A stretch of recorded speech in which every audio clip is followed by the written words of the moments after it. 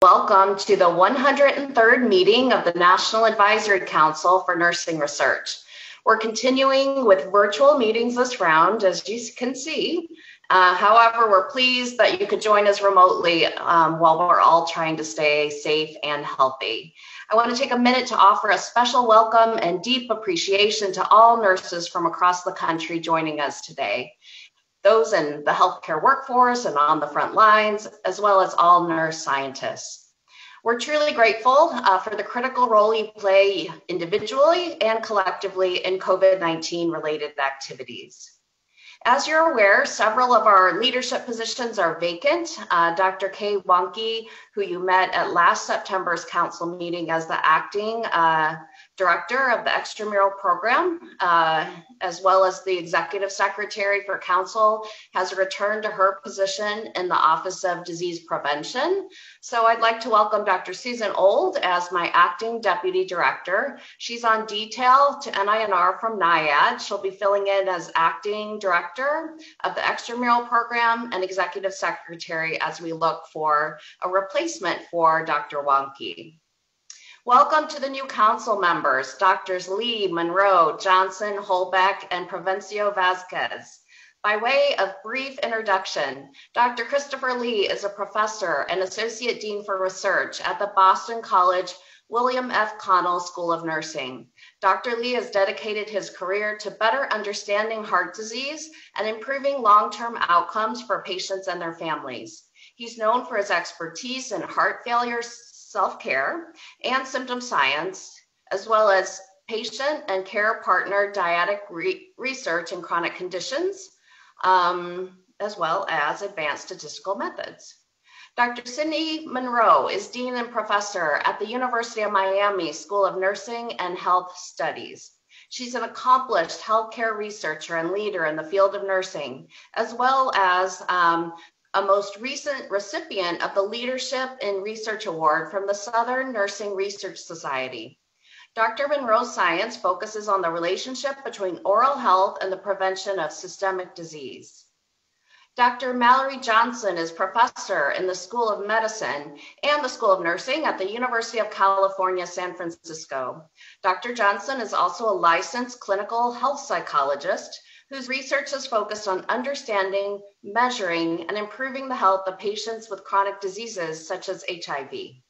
His program of multidisciplinary collaborative research is focused on improving HIV treatment outcomes through patient empowerment.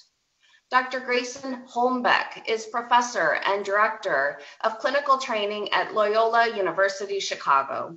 His research interests include pediatric psychology, family relations during adolescence, and developmental psychopathology.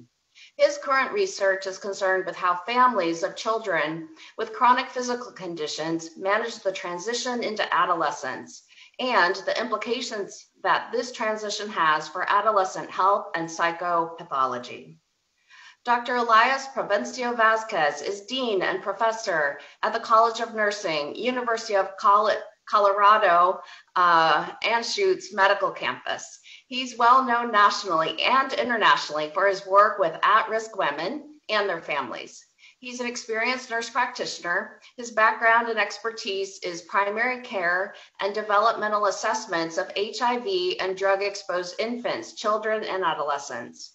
He's a pioneer in innovative nursing approaches for mothers with substance use disorders and their children. So welcome again.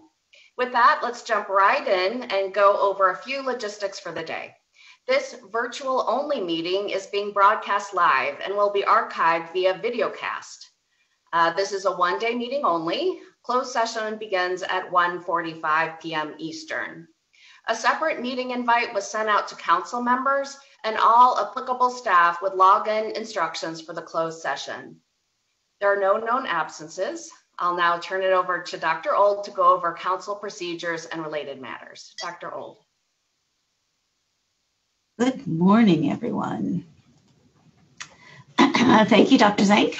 I'm very happy to join NINR and take on the role of Exec Sec today for the council. And I also want to thank my predecessor, Dr. Kay Wonke, for her guidance and help and to all the NINR staff who have extended me a warm welcome and have had much assistance in helping me transition into this position. I also want to thank and welcome the council members. I think we have a few that are having a little trouble getting on, but hopefully everyone will be joining us shortly. I appreciate all the contributions that you make and lending your experience to advise NINR. And I want to welcome the NINR research community out there in the webcast world. I look forward to meeting and working with all of you and learning about your research that you do. Just a couple reminders that when you are not speaking, please keep yourself on mute to keep our background noise down. And a few additional reminders for our council members and staff. The meeting is being broadcast live on the NIH Videocast website, and it will be available for playback. I want to remind you again to keep your lines muted, and that while you are here at the council meeting, that you are special government employees and you're not to be engaged in any lobbying activities while receiving pay from the federal government. I'll be providing further information, and there's additional information on the conflict of interest and confidentiality requirements, and they are all posted on the electronic council book. So please make sure that you've reviewed them if you haven't already. We'll be doing more during the closed session related to confidentiality and conflict of interest. The minutes from the September council meeting were made available to you in the electronic council book for your review. I hope you've all had a chance to take a look. And I'd like to ask for a motion to approve. Just wave your hand, somebody. Thank you. To second. Great. Any discussion on the previous minutes? All right. Then the motion carries and our minutes from September council are approved. So our future dates for council are listed on the open section materials in the electronic council book, and many of them are on our public website for our outside viewers. Please let me know or Nathan Brown know if you have any conflicts with any of these dates. Our next meeting is May 18th, and it again will be virtual. So now I'd like to turn the meeting back over to Shannon. And good morning, everyone. I want to give you a brief update on some of the activities here at NIH and NINR, including an update on my own activities as the new director. So to start, please again join me in welcoming our new council members, Drs. Lee, Monroe, Provencio Vasquez, Holmbeck, and Johnson. So first, a few administration updates. President Biden has selected Xavier Becerra, the Attorney General of California, as his nominee for Secretary of Health and Human Services. Prior to being the Attorney General of California, Mr. Becerra served 12 terms in Congress. While in Congress, he served as a member of the Ways and Means Committee, where he worked on healthcare as a senior member of the Health Subcommittee and was chair of the House Democratic Caucus. Mr. Becerra is currently awaiting confirmation by the Senate. In the meantime, Norris Cochran, a career civil servant who is HHS's Deputy Assistant Secretary for Financial Resources, is serving as acting secretary. Mr. Cochran served in this role during the last transition as well. The president also announced that Dr. Francis Collins will continue in his role as director of the National Institutes of Health. Dr. Collins was appointed the 16th director of the NIH by President Barack Obama, confirmed by the Senate, and sworn in on August 17, 2009. On June 6, 2017, President Donald Trump selected Dr. Collins to continue to serve as the NIH director. As director, Dr. Collins oversees the world's largest supporter of biomedical research, spanning basic to clinical research, and continues to play a pivotal role in the national response to the COVID-19 pandemic. Moving on to NIH news. It goes without saying that much of our attention continues to be given to COVID-19. As you know, NIH has been involved with every aspect of addressing COVID-19, including the development of testing and diagnostics to treatment therapeutics, as well as clinical studies and the development of vaccines. NIH has now launched a new website that will provide trusted information on COVID-19 research at NIH and the agency's role in the pandemic, including information on funding, vaccines, treatments, and testing. Users can find information on funded projects by state and congressional district, how to join clinical trials or donate plasma, and resources from NIH's Community Engagement Alliance, SEAL, against COVID-19 disparities, the Centers for Disease Control and Prevention, and other federal agencies. Last month, NIH announced that it will provide support to institutions to recruit diverse cohorts of early stage research faculty and prepare them to thrive as NIH funded researchers. 2 new funding announcements were released as part of the Faculty Institutional Recruitment for Sustainable Transformation, or FIRST program, to enhance inclusive excellence. Funding through the FIRST cohort awards will enable biomedical research institutions to hire a diverse cohort of early stage research faculty committed to inclusive excellence and diversity, and will also support development and strengthening of institution-wide approaches, facilitating the success of cohort members and future faculty from a diversity of backgrounds. In addition, the FIRST program will fund a coordination and evaluation center, which will develop and guide collection of common data metrics to rigorously assess the effects of new faculty cohorts on institutional culture. Lessons learned by the hiring institutions, then captured and analyzed by the center, will be shared with the broader biomedical research community. In November, NIH announced the publication of funding opportunity announcements for the Stephen I. Katz Early Stage Investigator Research Project Grant Program. The new research grant program is named in honor of Dr. Katz, who directed the National Institute of Arthritis and Musculoskeletal and Skin Diseases from August 1995 until his death in December 2018. He's remembered as an outstanding scientist, administrator, and civil servant. The Early Stage Investigator Research Project Grant supports an innovative project in an area of science that represents a change in research direction for an early stage investigator and for which no preliminary data exist. So now on to some news of note from NINR. At the end of last year, Congress passed a full-year omnibus spending bill, which funds us through September 30th, 2021. For fiscal year 21, we received just under $175 million, which was a small increase over last year, which was also true for NIH. Please note, though, that last year, NIH as a whole received a large amount of supplemental funding related to COVID that's not reflected in this table. We expect the new administration to submit a budget request for fiscal year 22 in the spring. And in other NINR news, on October 14th, 2020, I was sworn in as director of NINR. Out of abundance of caution during the pandemic, my swearing-in ceremony was held virtually. But it included some lighthearted moments with not only Dr. Collins, but also Deputy Director Larry Tabak and Associate Deputy Director Tara Schwetz, who, as you know, also served in acting leadership roles at NINR last year. In the area of COVID-19 related efforts and NINR is supporting 2 projects under the RADx Up initiative, which seeks to understand factors associated with disparities in COVID-19 and develop strategies to reduce those disparities in groups disproportionately affected by and most at risk for COVID-19.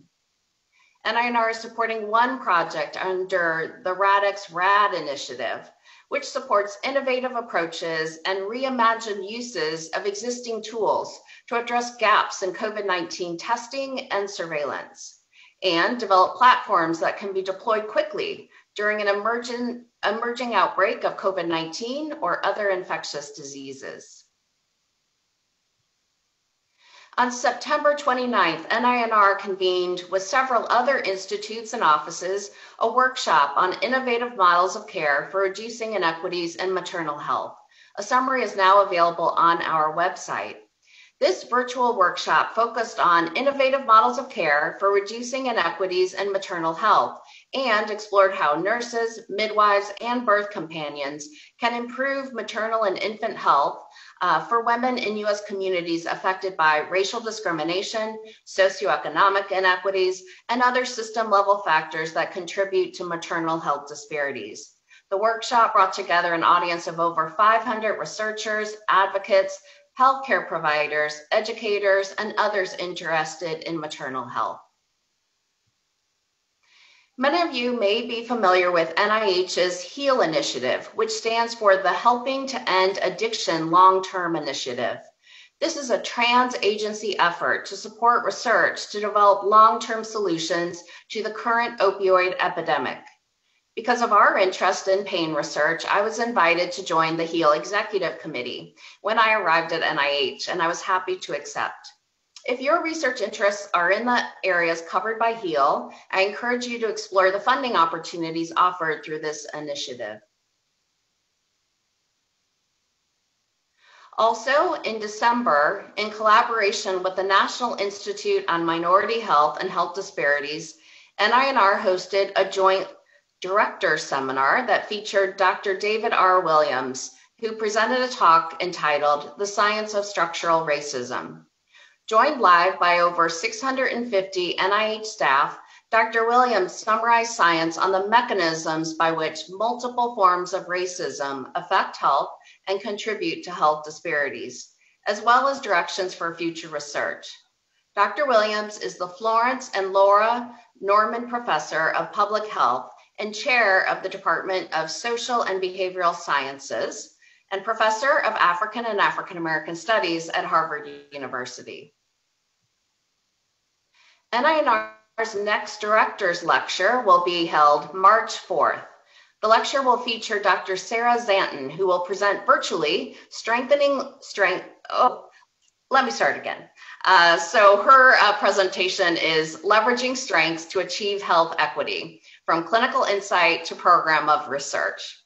Her lecture will address the role of the environment and stressors on health disparities in older adults, particularly those trying to age in place. This event will be broadcast live and archived on videocast. Dr. Zanton is the Health Equity and Social Justice Endowed Professor at the Johns Hopkins School of Nursing. Another of many upcoming events is the National Nursing Research Roundtable, which will be held March 4th and 5th.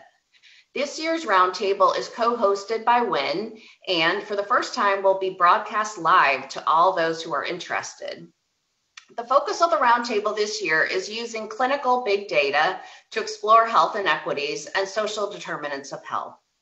Topics to be covered include sharing information on how big data can be used to document healthcare inequities, understanding how big data, including electronic health records, can be mined to inform interventions to reduce health inequities, developing strategies constituent organizations and the extramural community might implement to promote research that considers both social needs and social determinants of health in order to reduce health inequities. A full agenda can be found on our website.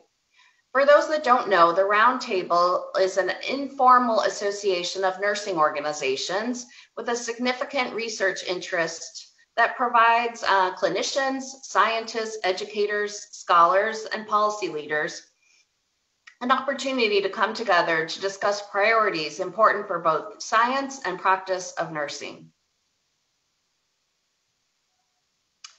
I also want to give you an update on the development of our strategic plan, which is a major focus at NINR over the next year. And we're really excited to see where the planning process takes us.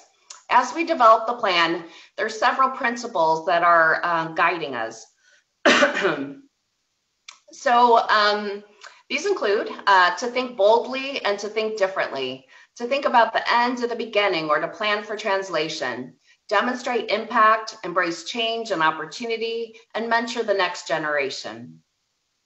The distinguished working group that's being run under the auspices of this council has met several times, and I'm told they're having fantastic discussions. I'm jealous that I can't hear those. I want to thank Dr. Conley for co-chairing the working group, as well as Dr. Moore and Dr. Lee for serving on the group.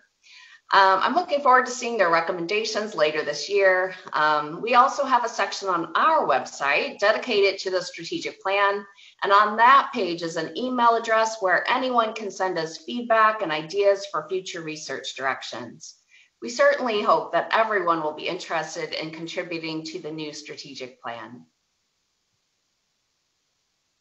I've given a lot of presentations over the last few months where I talk about our strategic planning. And of course, the question I'm most often asked is, what's your vision for the future? And so let me tell you a little bit about that and how I've been answering that question.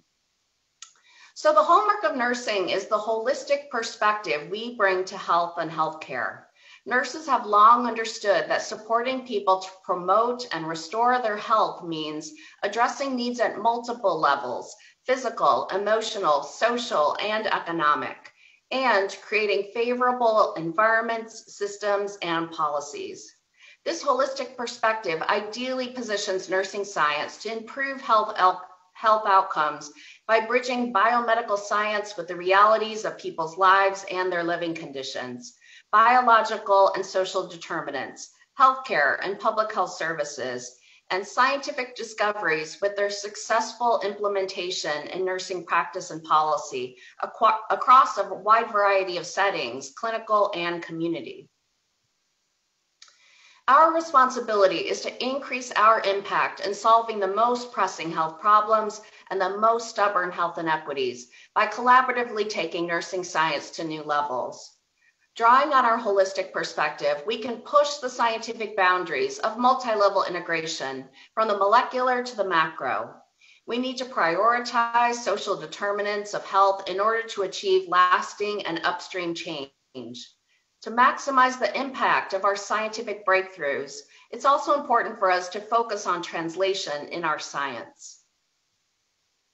As we're planning for the future, here's a sampling of the questions we're asking ourselves and others as we think about next steps for our research programs. Where can we in nursing science have the biggest impact? What are the key scientific opportunities in multi-level integration? Given that advancing health equity is a top priority for NINR, how can we eliminate systematic health gaps? Are there particular inequities that we should focus on? What are effective approaches in translating our discoveries into nursing practice and policy? And what kinds of training do we need to propel scientific integration of upstream and downstream factors?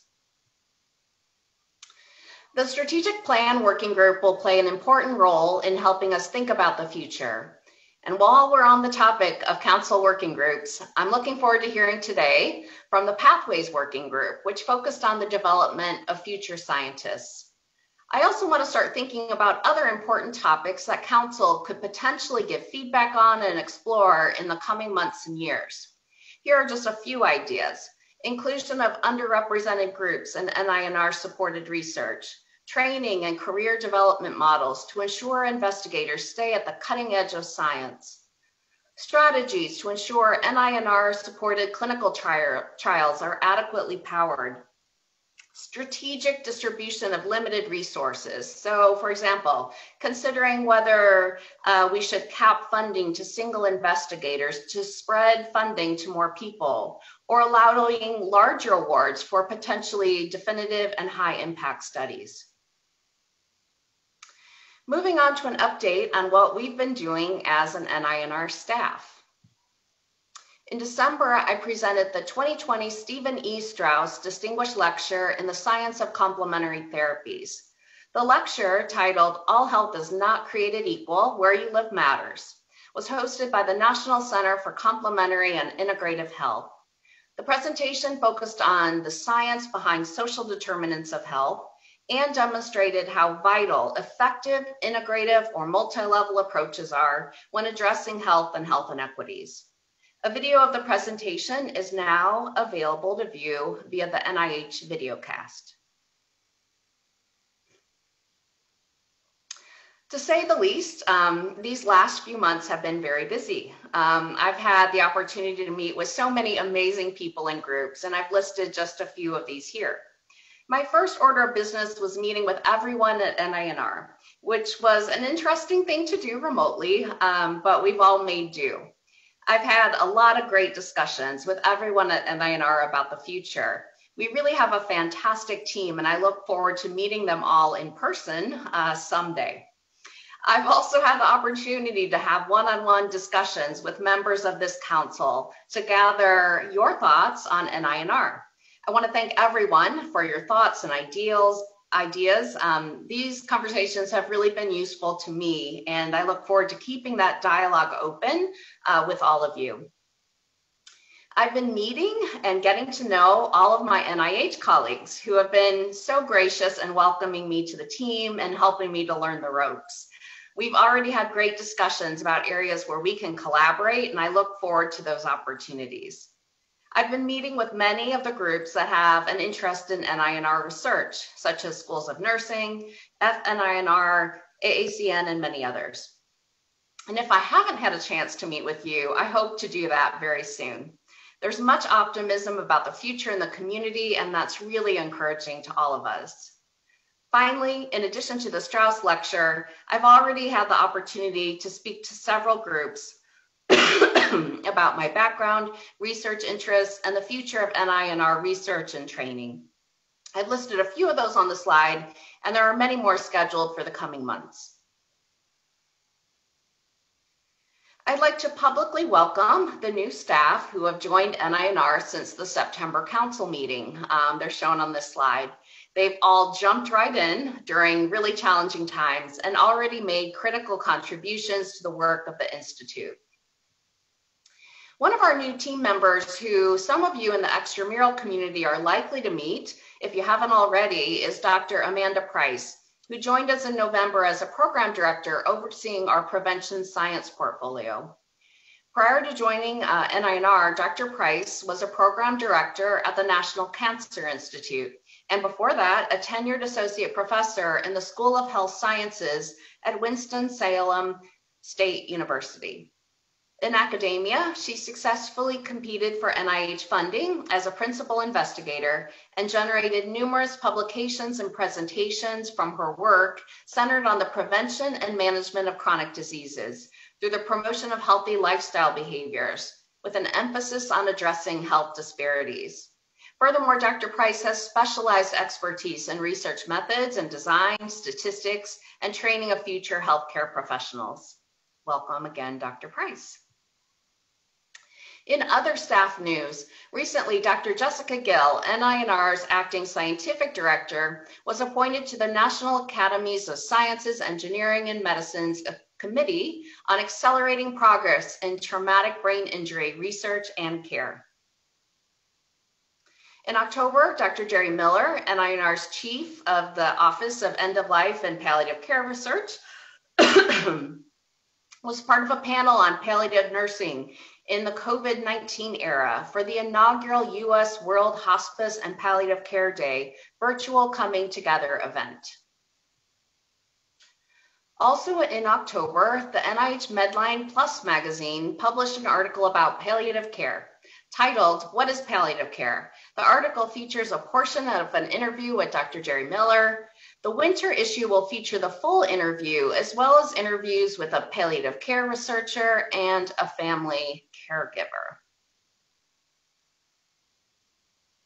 In December, 2 of NINR's program directors received awards for their work in trans NIH programs. Dr. Sarah Yoon received an NICHD Partnership Award to recognize her work on the NIH Pediatric Research Consortium COVID-19 subgroup. This consortium is a trans NIH initiative to capitalize on pediatric research expertise and resources across NIH through increased collaboration. This is particularly relevant with the ongoing COVID-19 pandemic and research. Dr. Chris Bao received a NIAID Merit Award for his work on the Trans-NIH Chemical Countermeasures Research Program. The program is part of a larger NIH biodefense research program. Dr. Bao coordinated the discovery and development of chemical countermeasures to the ultra-potent synthetic opioids such as fentanyl. So congratulations to Dr. Yoon and Bao. NINR is now hiring. This is an exciting time to join NINR and contribute to the development of its next strategic plan that will guide the Institute's scientific focus for years to come. We're seeking exceptional candidates for several positions to move nursing research forward. Multiple program officer positions are open. In case you don't know, the role of a program officer at NIH is to initiate, develop, manage, and provide insights for the extramural research portfolio. But act quickly because the position closes tomorrow. A new position for NINR is the Clinical Trial and Human Subjects Research Officer Specialist. So this is a new position, not just filling a vacancy. The role of the Clinical Trials and Human Subjects Research Officer is to develop a program for coordination and monitoring of NINR clinical trial and human subjects extramural research administration. A quick note on training. As of now, the 2021 NIH Summer Internship Program is expected to take place. Summer internships are an NIH-wide program for college students, including rising freshmen, to work in an NIH intramural lab for at least 8 weeks over the summer. So please stay tuned for more information. And of course, for the latest NINR news, please check the news and notes feature on our website. To make sure you're always up to date, consider subscribing to our Gov delivery email service, which you can do also on our website. So that is it for me. We have about 10 minutes to have, take any questions or have any discussion at this point. So I'll open it up to the group. Hi, this is Shirley Moore. I was wondering about the First Awards initiative. That's not at a stage where they're actually awarding first awards yet. They're still just, the call is out to create the organization and coordination of them. I was a little unclear about the First Awards initiative. Okay, yeah, thank you for the question. No, there is an announcement out both for the sites as well as the coordinating center. If one of the program officers knows more, or has more details right now, if they'd like to chime in, great.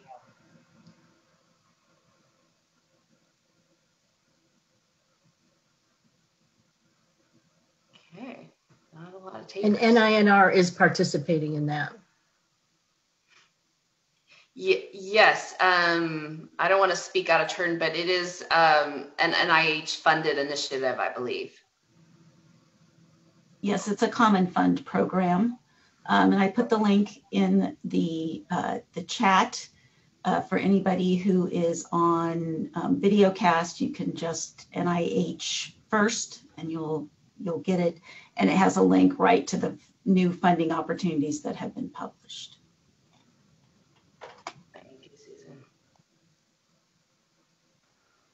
Yeah, it's a really great program. I was really excited when it was announced, and I think there's a lot of excitement at NIH in terms of its potential using this kind of evidence-based cohort model to increase diversity in the scientific workforce at universities. So it's really exciting, and obviously schools of nursing are, invited, and I would say encouraged to apply for those awards.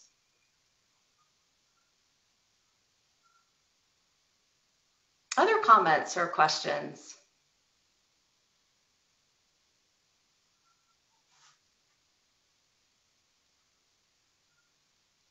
Shannon, can you hear me? This is Joellen Olber. I'm just wondering if you're hearing much about the CATS award.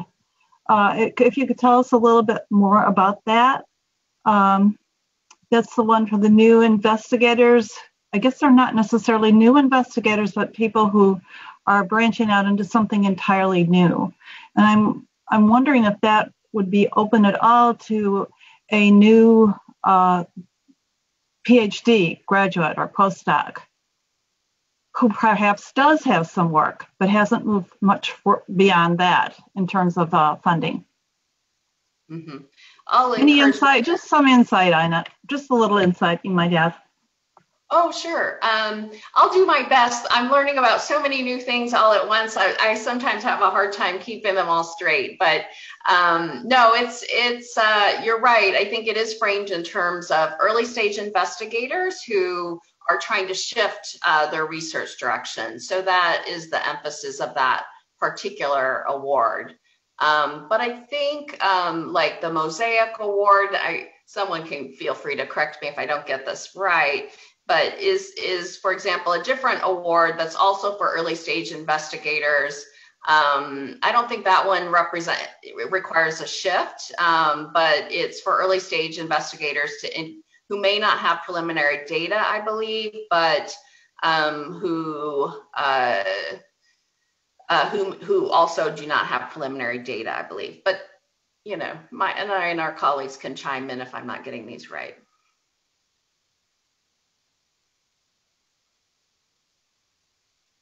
So that is correct. The CATS award is to provide a new pathway for early stage investigators who wish to propose research projects in a new direction for which preliminary data do not exist.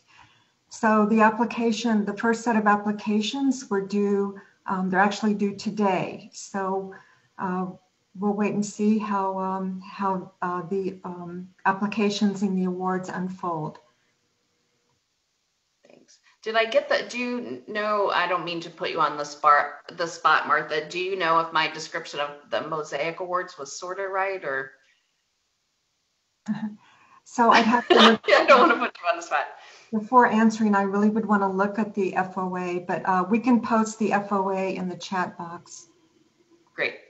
Thank you. Terrific. Thank Other you. comments or questions? If I don't know the answer, and I beg your patience, given I'm new and trying to get up to speed, but we can always put things in the chat box or send things to you after council of things, particular mechanisms you're curious about that I'm not able to answer specific questions about. Dr. Wilbur, did you have a follow-up? I might have interrupted you. No, I was just saying thank you. That helps. I'll wait and see and hear more later. Okay, thank you.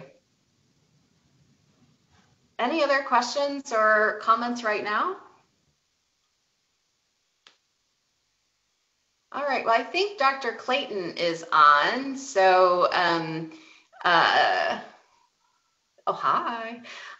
So great. So then we can move on with our agenda, I think. As I've had the chance to speak with you over the last several months, there was interest in learning more about NIH initiatives. And one of those initiatives that people mentioned actually was Improve. So I'm delighted that Dr. Clayton could join us today. Dr. Janine Clayton is the Associate Director for Research on Women's Health and Director of the Office of Research on Women's Health at the NIH. Prior to joining that office, Dr. Clayton was the Deputy Clinical Director of the National Eye Institute. Dr. Clayton's research interests include autoimmune ocular diseases and the role of sex and gender in health and disease. So welcome, Dr. Clayton. Thank you. Thank you so much, Dr. Zink, and I'm delighted to be here. I believe somebody's going to be sharing my slides. Yes? Yes, one moment here. No worries, no worries. It's been my privilege to get to know Dr. Zink on a couple of committees that we're already been thrown together on, and we're definitely baptizing her in fire by putting her on the spot very quickly, and she's been fantastic and welcome addition to the IC director. So just let me publicly acknowledge, Shannon, just how thrilled we are that you're at the helm at NINR, and ORWH looks forward to working with you. So I entitled my presentation today, Nursing Our Mothers Back to Health. As a daughter of a nurse myself, I have great respect for nurses and nurse researchers, and it's really exciting to be able to be here to share kind of thoughts about the Office of Research on Women's Health, some things about the Improve Initiative, and you can go ahead and go to the next slide.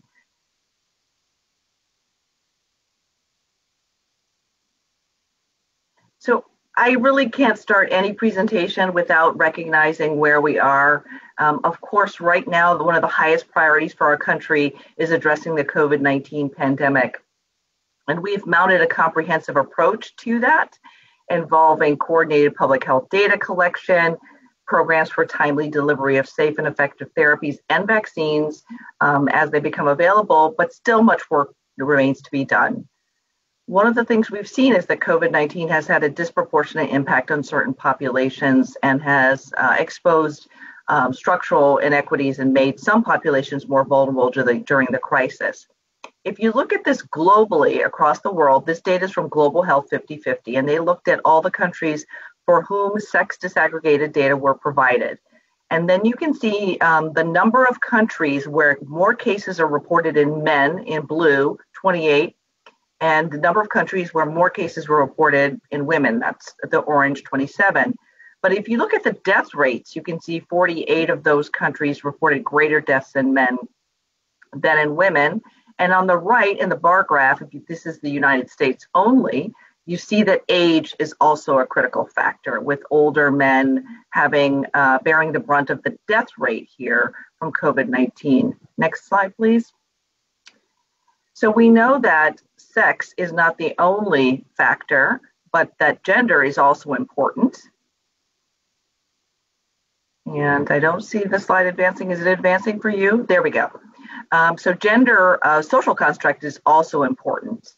Women face more SARS-CoV-2 exposure because they're in occupations where they interact with a lot of other people, whether it's the health sector, teaching professionals as cleaners and helpers. You can see on the top left, that is global data from 141 countries, more women than men in every single category of essential workers across the board. So they have greater exposure from a gender perspective.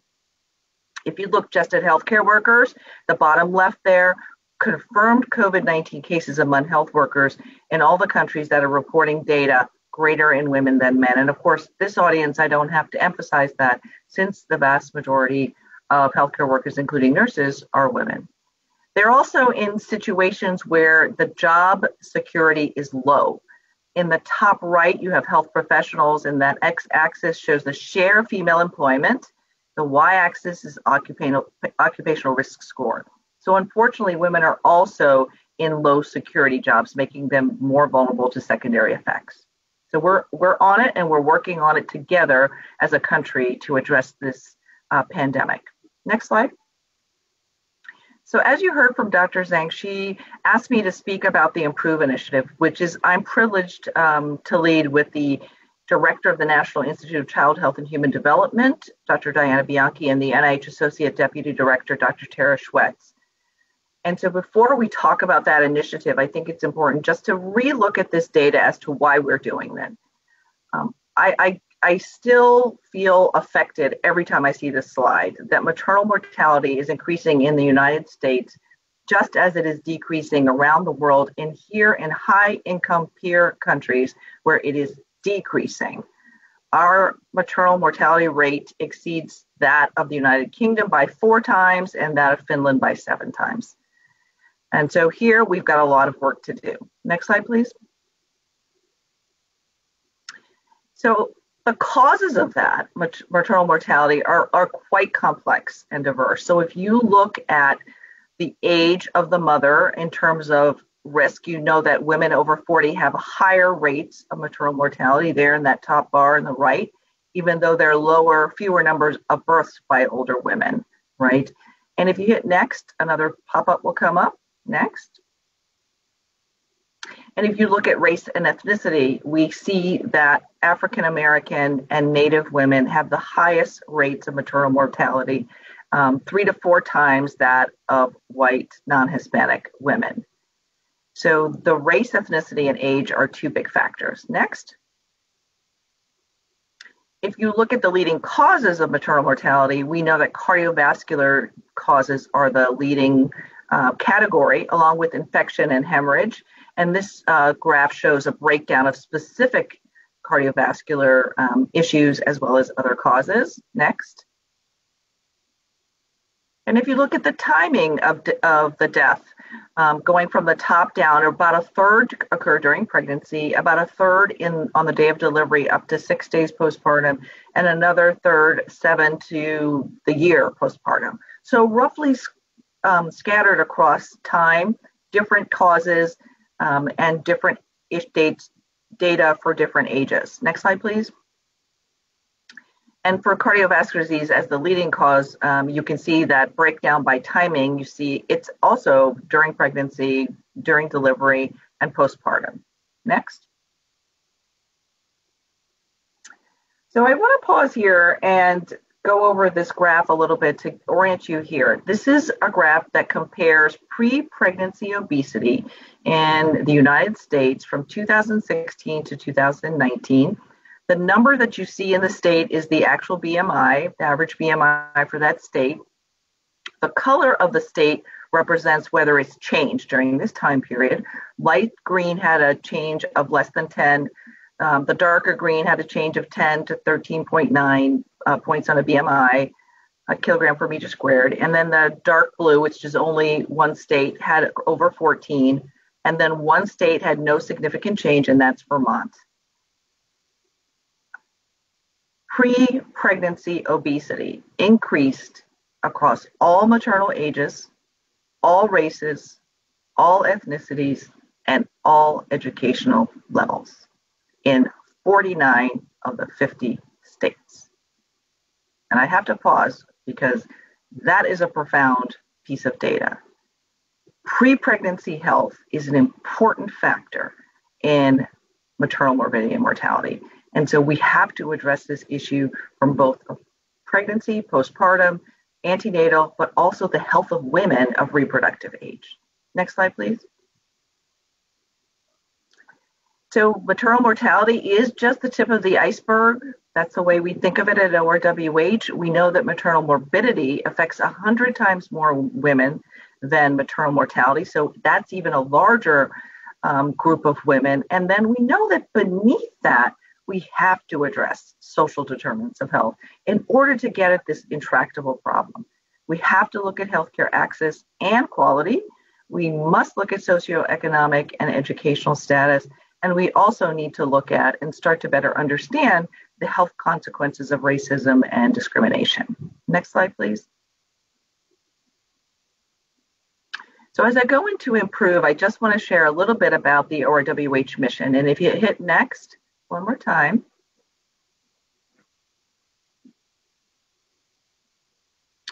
The ORWH mission is threefold. We are seeking to expand women's health research. We help to make sure that women and underrepresented groups and individuals of all ages are included in NIH-supported clinical research across the NIH institutes and centers. And we promote career advancement for women in biomedical careers.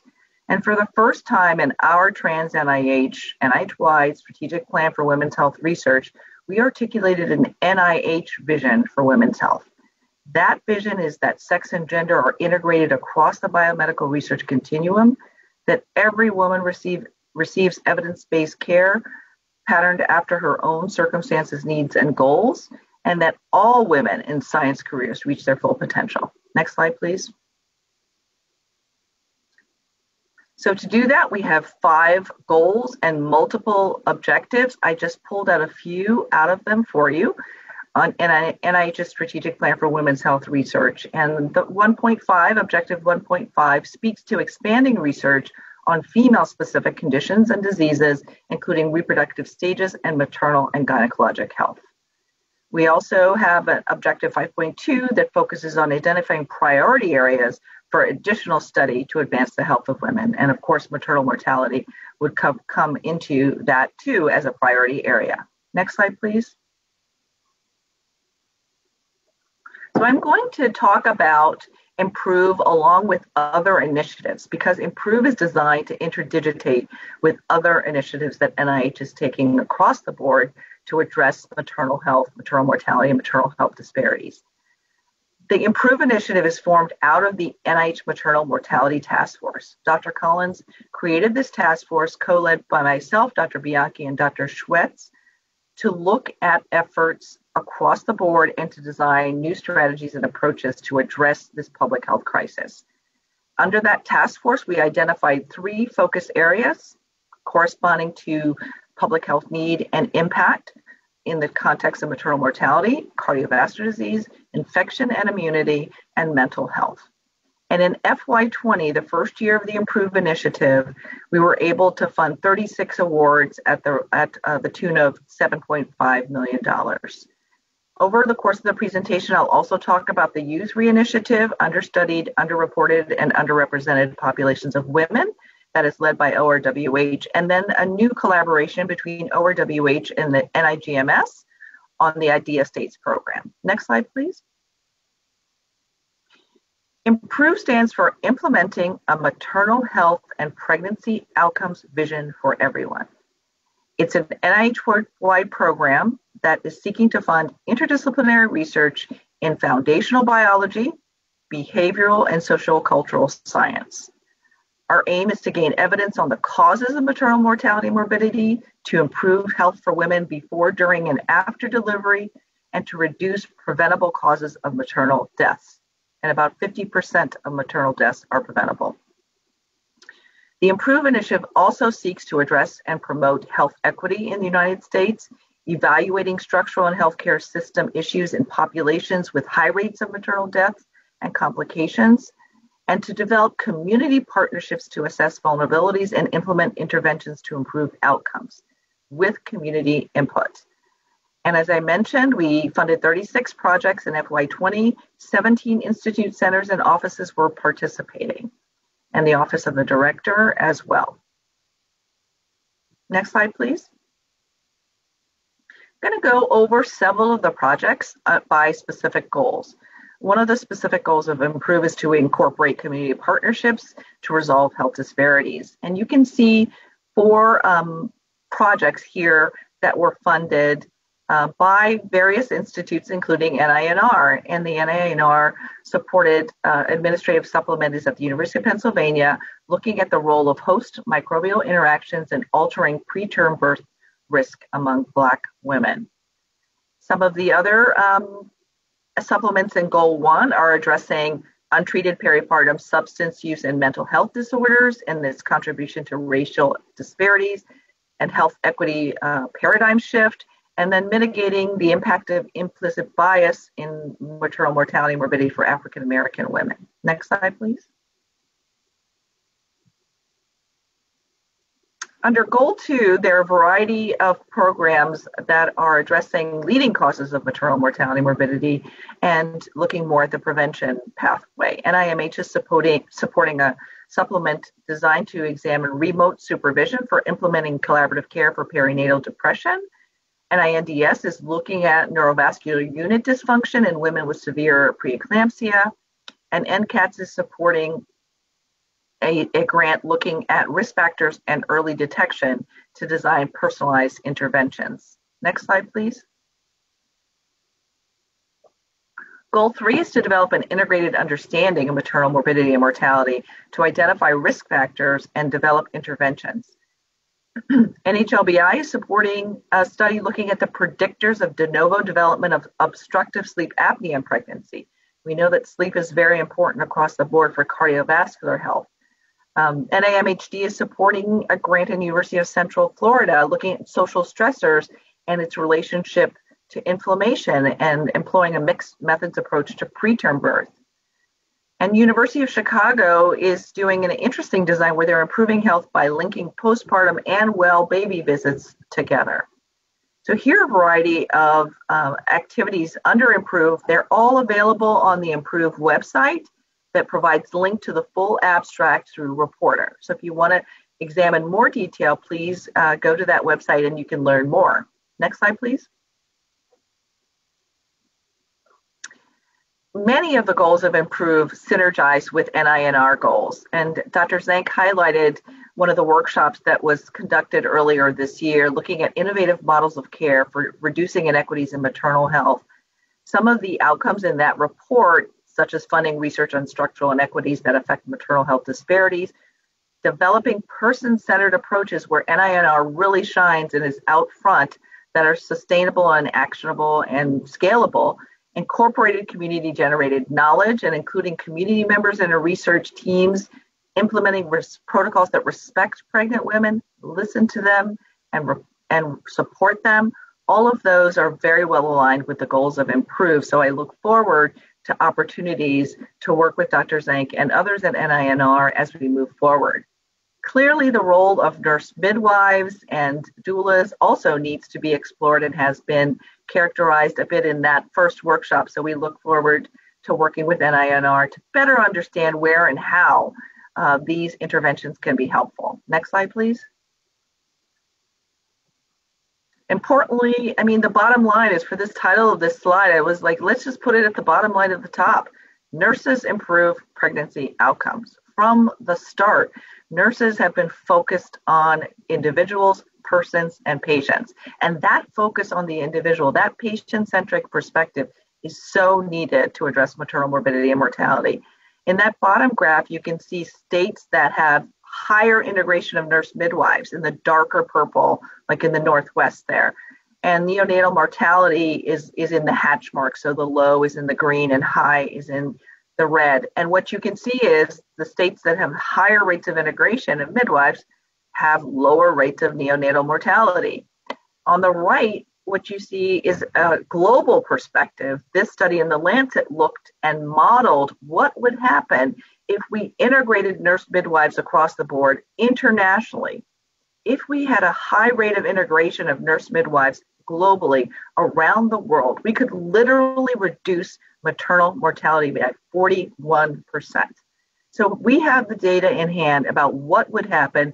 So now we're looking for strategies to be able to do and implement and integrate across the board through policy and practice. As we know, there are many maternity deserts across the United States, even in Washington, D.C., several right around the corner from where we would be if we were presenting on the Bethesda campus. Next slide, please. So as ORWH has moved our focus and the conceptualization of what constitutes women's health, it's moved beyond reproductive health or maternal health. We think of women's health now as the health of women. And we use that language very intentionally to encompass everything that affects a woman from head to toe. Next slide, please. It, of course, includes a life course perspective. So we think of the woman from her formation in her mother's uterus as the start of her life and the start of her life course, and through childhood and adolescence. And hit the next slide, please.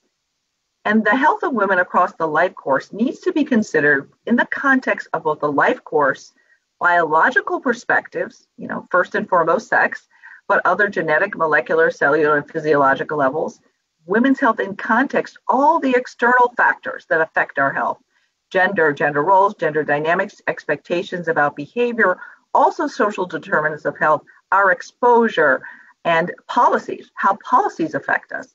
And of course, gender interacts with health and sex interacts with gender, and all of these interact across the life course. So we can't think of the health of women without thinking through this multi-dimensional framework. Next slide, please. And in terms of maternal health, it's critically important to look at those biological variables as we learn more about what could be good biomarkers and how to measure them in terms of predicting maternal risk. And on the flip side, maternal resilience. We also need to be able to assess a polysocial risk score. In these publications that are cited here, put forward the notion that we need to consider both of them in the context of external stressors and internal stressors that affect women. We want to understand why some women are doing better because we need to understand both risk and resilience factors in the context of biology as well as social determinants. Next slide, please. And so we're fond of saying pregnancy is a stress test. And if you hit next one more time, so this is an EKG, interfaced with our life stages. Next. And we know that preeclampsia during pregnancy, gestational diabetes during pregnancy, and next one more time, predict hypertension and cardiovascular disease later in life, actually within 3 years of the pregnancy, new onset of hypertension. Gestational diabetes predicting type 2 diabetes progression. Adolescent depressive episodes linked with menopausal episodes. So we like to say that pregnancy is a stress test, not because we like it to be a stress test, but that is the reality. And unfortunately, it's a test we're failing. We are failing our mothers in what we are doing. We have to address this in a more integrated and comprehensive, coordinated way. Next slide, please. And if you hit next one more time, disparities in maternal health, and one more time, reflect inequities and quality of life and security. This recent State of Women report from a Georgetown University group highlights the relationship between healthcare affordability, uninsured rate, and security index on the right. And on the left in that bar graph, you see those are various states across the board. The blue line that's horizontal is the national average in maternal mortality. The red dot is the maternal mortality rate for African American women in that state. And the blue dot is the rate for white women. And I just have to show it this way to demonstrate this consistent disparity, which is not new, and we need to address it. Next slide, please. So we have an extensive portfolio across NIH focusing on maternal health, but we need to find a way to leverage that as we move forward with Improve to assess where we have gaps in that portfolio and where we need to expand our knowledge. So just to highlight a few of them, and to give kudos to our colleagues in institutes and centers who are addressing these issues. NIDDK has been addressing the issue of gestational diabetes and subsequent risk of type 2 diabetes, looking at the long-term effects of blood glucose during pregnancy in a highly diverse cohort. At least 40% of the participants in that cohort are from underrepresented groups. NIEHS in the last 2 years released a funding opportunity on environmental chemicals and maternal physiology and long-term consequences of maternal health.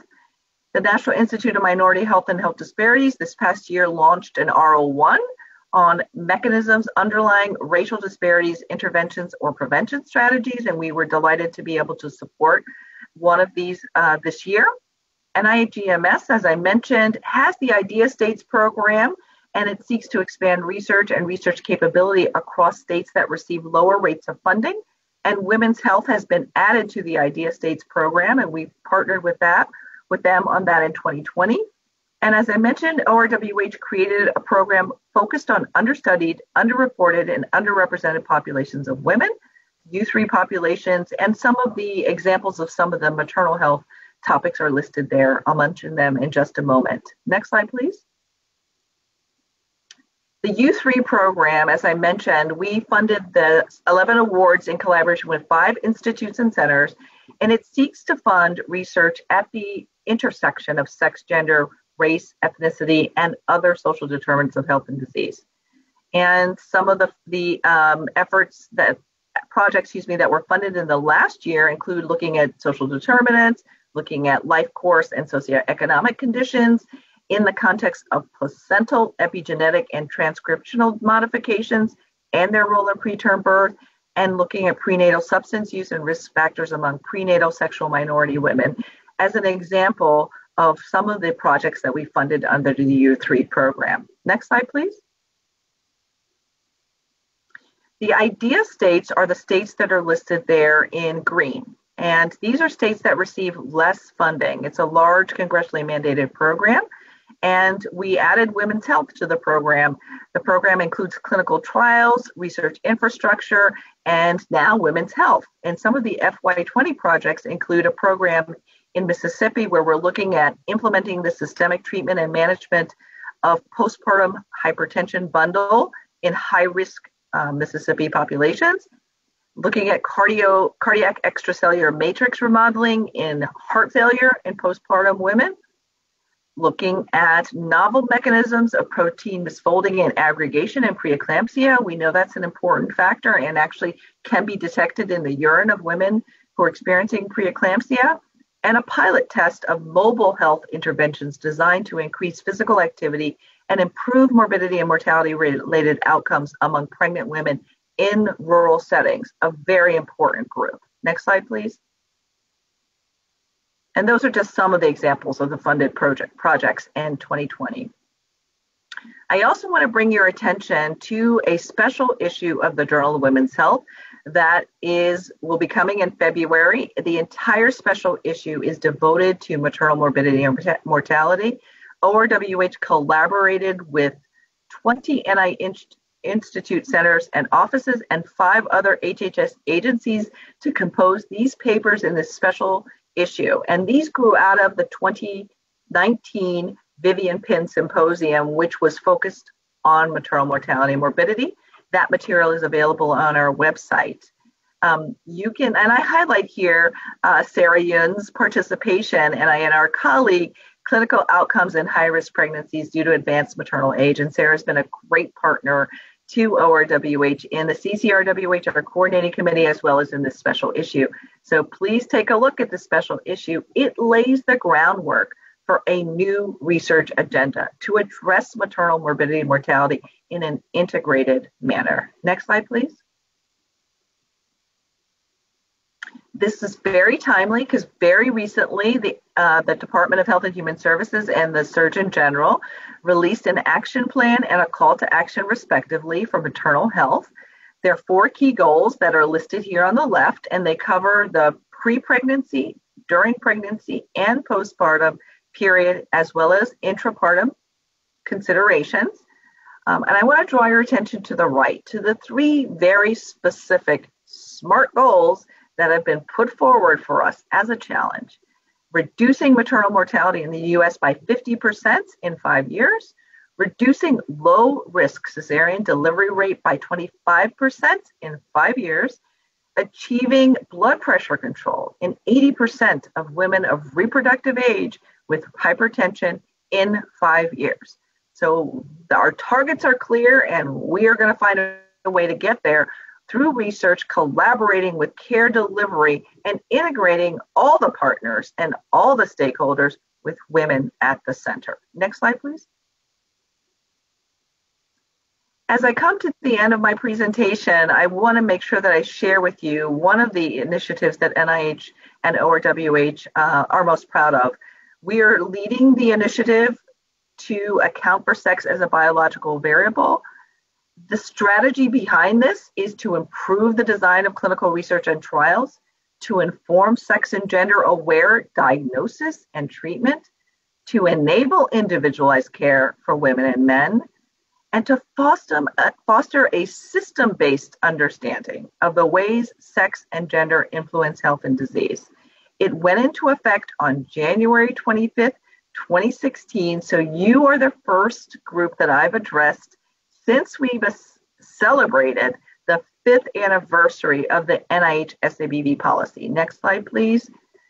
The NIH SABV policy states that we expect that investigators that will factor sex as a biological variable into their research designs, their analyses, and their reporting for vertebrate, animal, and human studies. It's been in effect for 5 years, and we are excited to be able to continue to work with NINR and others and the research community on strategies for making this easier for investigators so that we can derive the maximum return on investment that we are making in our research across the board. Next slide, please.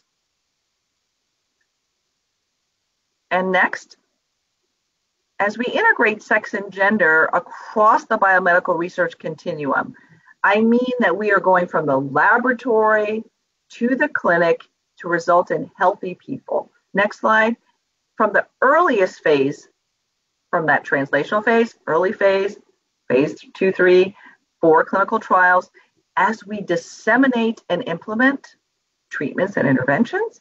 As we report results from our studies, sex-specific results reporting, we know that fewer than a third of phase 3 clinical trials that are defined by NIH and funded by NIH have any sex-specific results ever reported in the publication. So a lot of work to do there. Data analysis, next slide, please. And then in terms of health policy, individualized care, and education and training, we have a variety of efforts that we have put forward: online tools, sex and gender course that we collaborated with the FDA's Office of Women's Health on, and the newly released SABV primer that has 4 modules that assists investigators in understanding how to implement the SABV policy. Until we integrate sex and gender considerations across this entire biomedical research continuum in a linked manner, we will not be able to get the full return on the investments that we are currently making. We could learn more from every single study that we're currently doing, and we really have to do that so that we can advance health equity and improve health for everyone. Next slide. So if you want to hear more about this, follow us on social media, sign up to receive our Focus quarterly publication, and I look forward to working with Dr. Zank and all of the new NINR colleagues as we move forward with Women at the Center. Thank you so much for inviting me to be here, and I'd be happy to answer any questions you might have.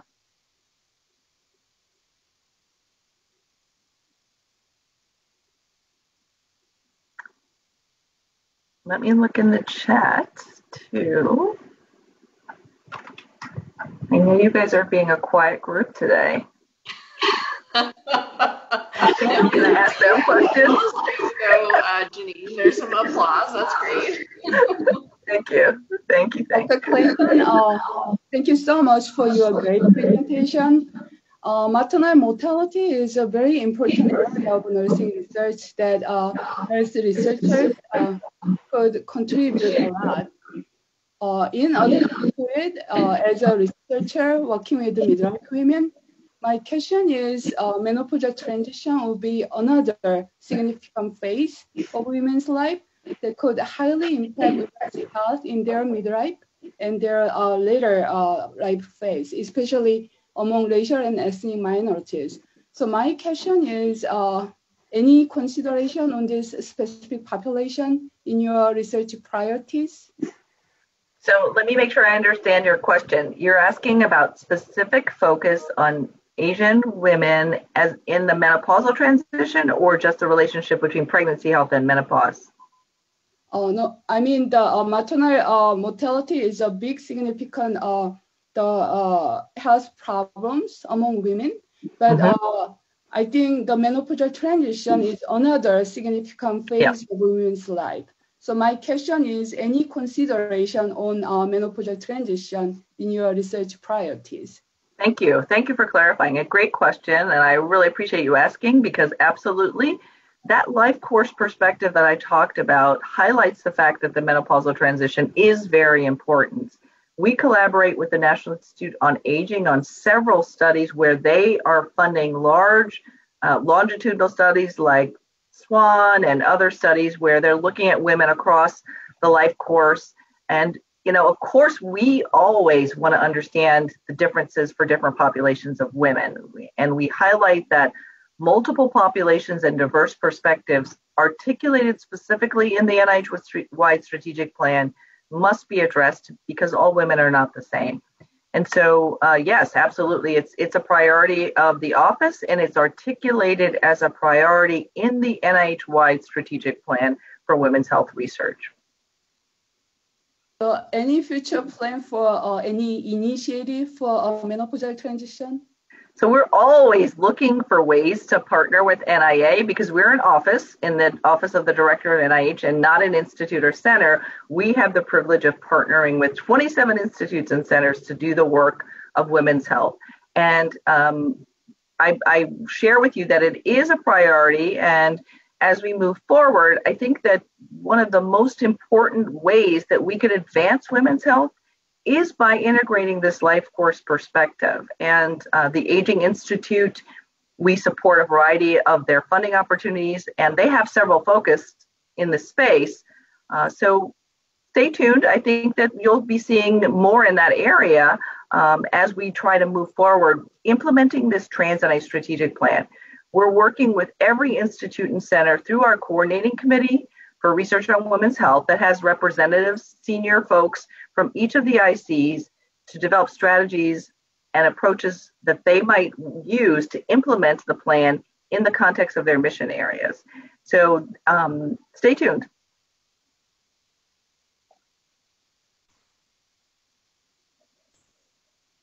Well, I see a lot of kudos in the chat box now, Dr. Clayton, thanking you for your great presentation. Does anyone else have any questions for Dr. Clayton while we have her?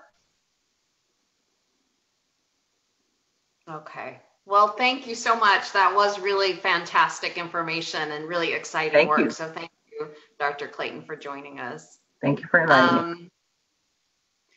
So we're on break now.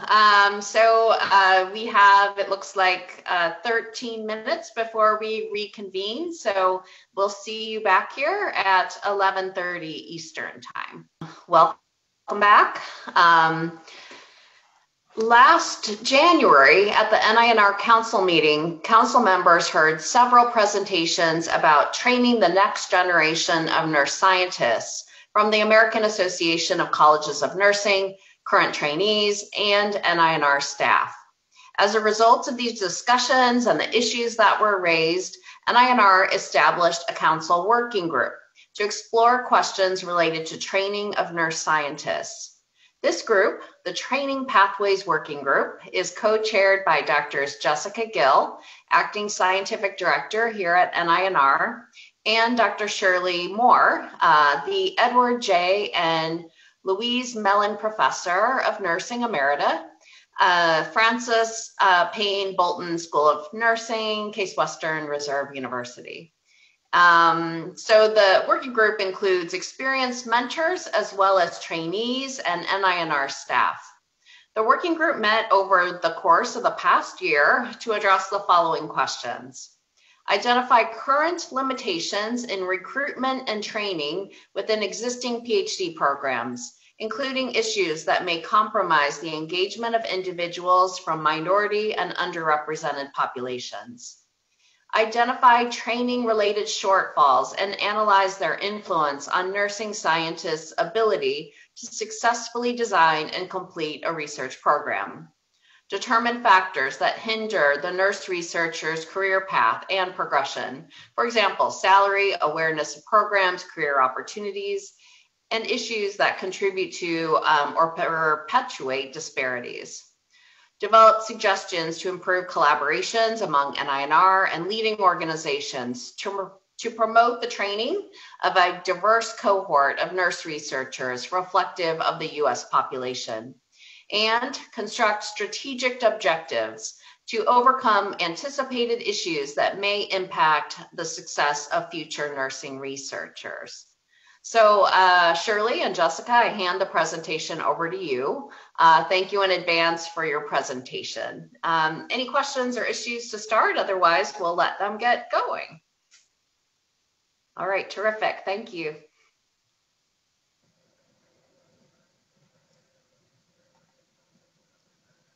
Okay, good afternoon. I guess it's not quite afternoon yet. Good morning. I'm Shirley Moore, and I'm going to be giving this report today on behalf of our working group. Jessica Gill was a co-chair of this working group, and she may be chiming in at various points along the way or during the question and answer period afterwards. So the purpose in this report today is to share the recommendations that we put in the report. The report consists of many of the things that Dr. Zenk just referred to in terms of what we saw as challenges, some historical issues, and background information that kind of support our final recommendations. But I'm going to concentrate today primarily on the recommendations. It's a many page report, and so what can you provide in a set of slides in a presentation like this? So Dr. Zank kind of said, reviewed the charge to the working group. It was— Dr. Moore, we can't see your slides. Did you share your my screen? slides? No, you need to share your screen, please. I thought that I was. Okay.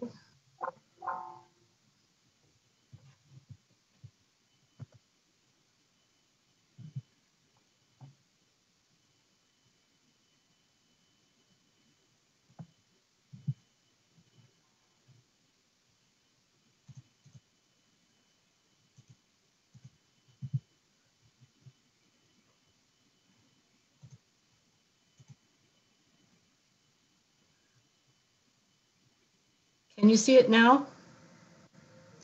No, I will go ahead and share mine and you can just let me know when to advance. Okay. So I know there's a spelling error in one that I fixed, but I'll address that. Okay, so I apologize for that. Again, Dr. Zank had just spoke to the charge of the group, which was to address the nursing research, education, and training in all phases of the progression toward a research career. I think it's important that we realize that there are many other people who would influence, and groups that would influence the training of the next generation of neuroscientists or the progression in a research career, academic institutions, policies that exist in academic institutions and in schools of nursing, professional organizations. But we were specifically asked of how NINR can address these. So you will see that that is primarily where we concentrated on that. Next slide. So I do want to just acknowledge the working group members. As Dr. Zank said, they represented a diverse group of people selected by the acting director last January, representing both early career people, trainees, leaders in nursing education. From some of the non-NINR members I'll just mention first. In addition to myself, Dr. Don Aycock is director of a PhD program at Georgia State University. Dr. Joanne Wolf was the other NINR council member, in addition to myself, who were on it, and she is at Harvard Medical School and Boston Children's Hospital. Dr. Janice Phillips was associate professor from Rush University. Dr. Randy Jones, a professor at the University of Virginia School of Nursing, and Dr. Rosa Gonzalez Guarde was associate professor at Duke. Next slide. We had a representative from Sigma Theta Tau, Dr. Matthew Howard, an early career assistant professor, Dr. Brianna Hetland, a dean from Johns Hopkins University, Dr. Patricia Davidson. Dr. Jennifer Butlin was from AACN, representing that organization. Another student, Dr. Miriam Weiss, is a PhD student who was on it, and Dr. Alexa Vansbinder also. From NIH, Dr. Jessica Gill, I said, was my co-chair. David Banks, who's the director of the external training program. Dr. Pamela Tamas, who's a training director from NINR intramural program. Dr. Rebecca Rassley, who's a branch chief in the Wellness and Technology and Training program at NIH. Dr. Yvonne Bryant served as, who is a senior advisor to the NINR director, served as our executive secretary. And thank you very much, Yvonne, for all your help along the way. And Dr. Louise Rosenbaum, who is a scientific and policy analyst and the scientific writer who contributed to this. And thank you for your help on that. Next slide. How did we do our work as a subcommittee? As a committee, 4 subcommittees were formed.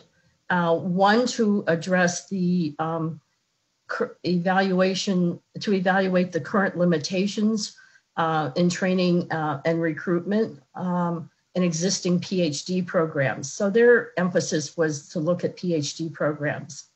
The second subgroup was to identify training related to shortfalls and analyze their influence on nursing scientists' ability to engage in programs of research.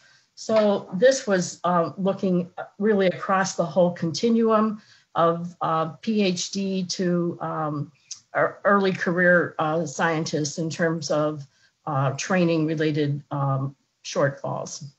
The third group looked again across the whole career path and looked at factors that would inhibit and hinder and help. They looked at both. For example, salary, awareness of programs, etc. And then the last group developed suggestions to improve collaborations among NINR with organizations and institutions in the country, professional organizations such as AACN or the American Heart Association that we might collaborate with. Next slide. Just to give you an idea of our timeline, our charter was given to our group in March of 2020, and we held our first meeting. We formed our subgroups in April. April to September was a lot of work of these subgroups individually. We did meet at least monthly, and for most of that time, we met every 2 weeks. The whole group, all the subgroups together, and in between those, twice a month, the subgroups individually met. So pretty much we were meeting about once a week doing this work. In October, we did a lot of work together, putting together all the subgroup information in our document. November, our report in November, actually finalizing the report, sending it back to all this, to the larger committee members several times back and forth to refine it, finishing it up in December, and then being ready for this report in January of 2021. Next slide. So the report itself consists of background information, our findings, and a set of recommendations. They include data sources, and we had several data sources. Some in the literature that's evidence-based, other that's opinions that are written and experiences over the years. We also did a few discussions with some key people who might be involved in training of nurse scientists along the way. And again, those were selected based on being a trainee, being early career scientists, both successful and ones who felt that their careers were impeded, as well as some nurse deans and leaders. Next slide. So I'm going to address the recommendations, and I guess I want to give just a little bit of context for those recommendations. Some of them are things that you'll see that NINR currently are doing that we included some recommendations to enhance them or improve those. Others are new ideas that are there. And then others that we turned out knowing NINR can't do it alone. It's not completely under their control to carry out some of the recommendations, but our goal was to hopefully through this report to stimulate that thinking among the larger nurse scientist training community, leaders of schools of nursing and PhD programs, et cetera, as well as larger NIH advocacy for some of the policies and suggestions we have. So our recommendations are in these 7 areas. I'm going to speak to each, following this slide, I'll start speaking to each of them individually. The first set are around recruiting trainees, okay, for research training. We know we have this pipeline issue and getting people to enter for scientific training. Funding, development of essential skills, mentoring, fostering interdisciplinary research and collaboration, promoting greater diversity, equity, and inclusion, and then lastly, tracking and analysis of data on training and career path outcomes. Next slide. So regarding recruiting trainees for research training, the first suggestion, first recommendation that we have deals with, and again, we have in the actual report, we have examples under each of these recommendations, and we go into the recommendation in greater detail. I'll try and speak a little bit to that, but again, it's a long report. So targeted marketing, particularly to undergraduates and underrepresented minorities. Undergraduates, there was a lot of discussion given to the need to start early at helping undergraduates be able to think of a nursing research career as even a career option, and have exposure to that in a systematic way. We had suggested things in that targeted marketing, such as having short videos by nurse researchers talk about their research and have those be available.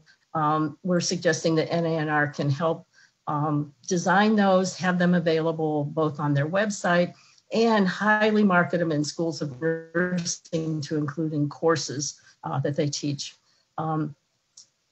The next recommendation there is early exposure to nursing research and its impact.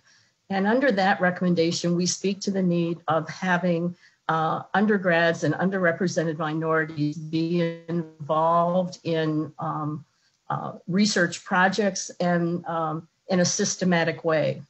You'll see when we get to funding, we're going to suggest that NINR's role in this might be actually to put out specific requirements in training grants or in calls for grants in general that they include undergrads in them. I'm thinking of the old 15 that used to have that we haven't been using in nursing, that required undergrads to be involved in that research. The idea here is to have people be bitten by the research bug, as I say. If they're not exposed to research, it's hard to do that. But we think there's a set of materials and that can be created with the assistance of NINR to actually promote that early exposure to nursing research in a much greater way and in a systematic way than we currently are doing. We're also suggesting the funding of nursing research internships. And that would be, for instance, NINR now has some summer internships for research at NIH, but we're suggesting that there might be calls for grants in which we could write to design research internships in the summer that our undergrads or our master's students could join research teams and be part of for that. As far as we know, currently there's not a mechanism for that. I know over the years some have come and gone, the STAR program and others, but I don't think that exists right now. We also would like NAR to consider streamlined programs such as BSN to PhD, MSN to PhD, or DNP to PhD. And we're saying that because of the time that it takes and the reality of being a primarily female group, a group of scientists who by stopping at the BSN or PhD level, they can make money, and what it takes to drop out to go to a training program for higher education to move toward that PhD, the number of years that it takes, we think, could be reduced, and incentives to do that could be put in place by NINR perhaps to support that. Lastly, on this recruiting thing, is promoting understanding of differences between the DNP and the PhD roles and training and models of collaboration. And there, our recommendation is to say, help provide materials to schools of nursing to help counsel interested people in doctorates about which one is the best one for them and a fit, so that we have people going into it who understand clearly what the roles and training are needed for each of those. And we think there's room for some new models of collaboration and conducting research between DNPs and PhD collaborations. Next slide. I have two slides now that I'm going to talk about funding. And the first one here is we would like NINR to consider funding initiatives that focus on the needs of some special nurse researcher populations. We found in our work together and our research and looking into what is out there, is that a lot of issues around training the next generation have to do with the fact that, first of all, that they're primarily clinician scientists. A lot of the large number of master's degrees, nurse practitioners who would like to be scientists have a lot of competing priorities in their lives.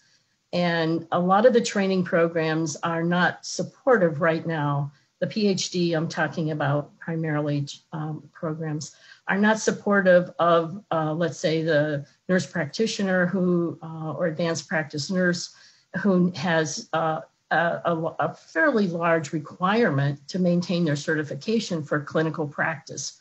And we're suggesting that there might be some incentives through funding training programs that would target clinician scientists. Those do exist for physician scientists, and we really haven't done that much for nurse scientists, the ones who are practicing. Next is thinking about, because the nurses are primarily women, when we think about it, there are a lot of impeding factors that go into that. And we just could not ignore that as a committee, and felt that that was a large factor in meeting the training needs for nurse scientists of the future, such as those who can't relocate for training. They're often have families and family obligations that don't allow that. Those who are in non-research intensive universities, a lot of our PhD colleagues are in those, and a lot of nurses are in non-research intensive universities being trained there. Underrepresented minorities are another special population that we felt that special funding initiatives might focus on. Then there was the issue that was mentioned by a lot of people we talked to, and in the literature, individuals who have career interruptions, child rearing, childbearing, various other caregiving kind of interruptions, as well as maybe some related to clinical practice that they're doing. And then the vulnerable period of working to obtain a first large grant after training, we felt was a very vulnerable time. And again, this whole list are things that we think funding initiatives could focus on those. So a call for grants might come out to for those in non-research intensive universities, or be for individuals who have career interruptions. We know across the larger NIH, there are a few of these that exist, but they haven't really been utilized by nurse scientists or aspiring nurse scientists. And we feel that if some came out specifically from NINR, the applicants might feel more positive toward applying for them than they do when they think they're competing across all of NIH. Next slide. So this is another continuing one on the funding. And now we're getting more into the details of what might be included in some of these calls for grants. The first one, incentivize the inclusion of trainees.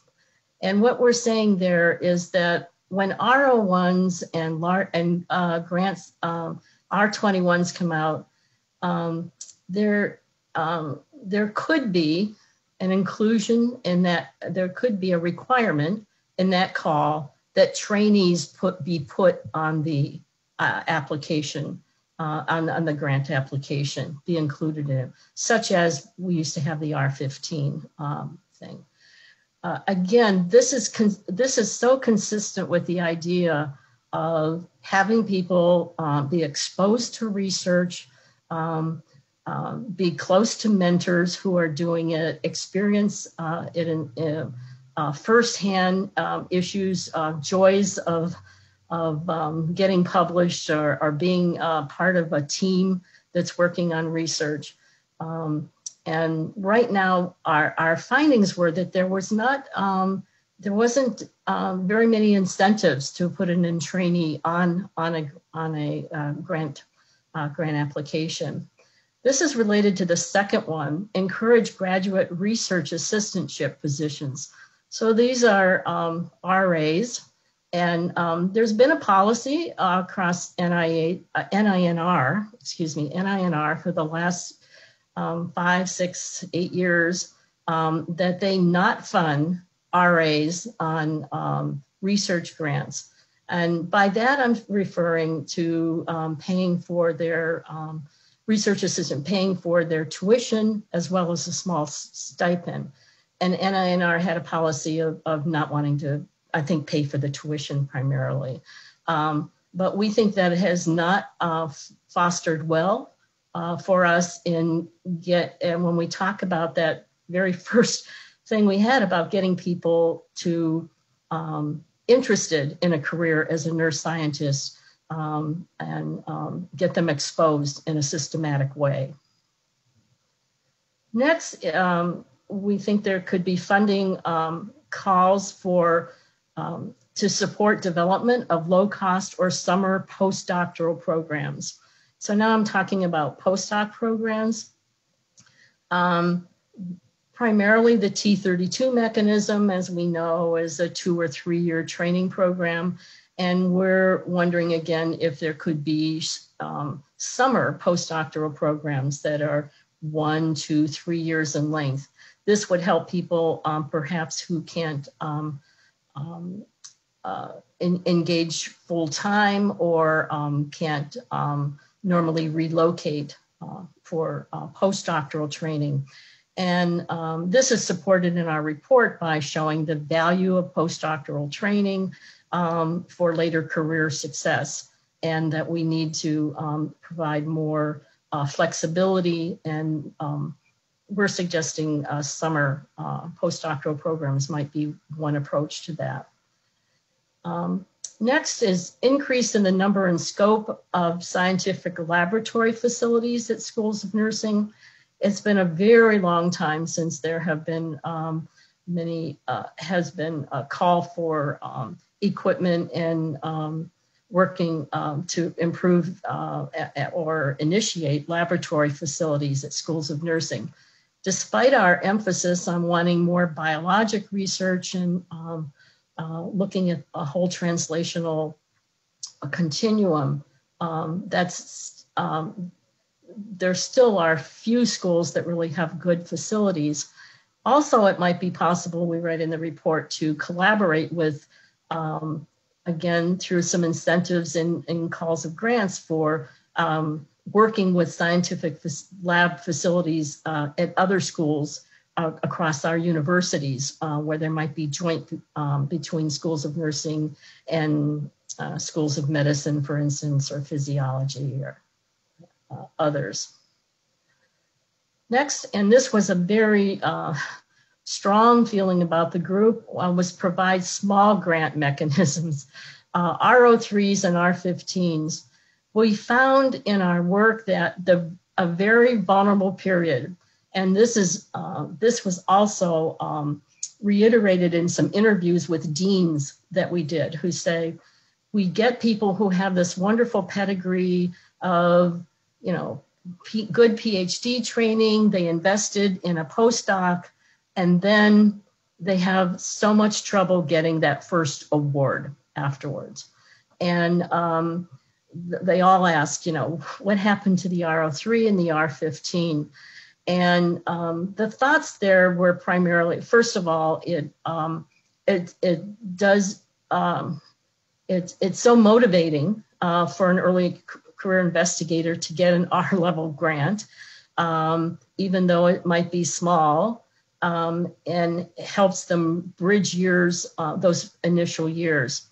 The deans felt that they were investing a lot of money in giving protected time, and yet it's still so difficult, and that they were losing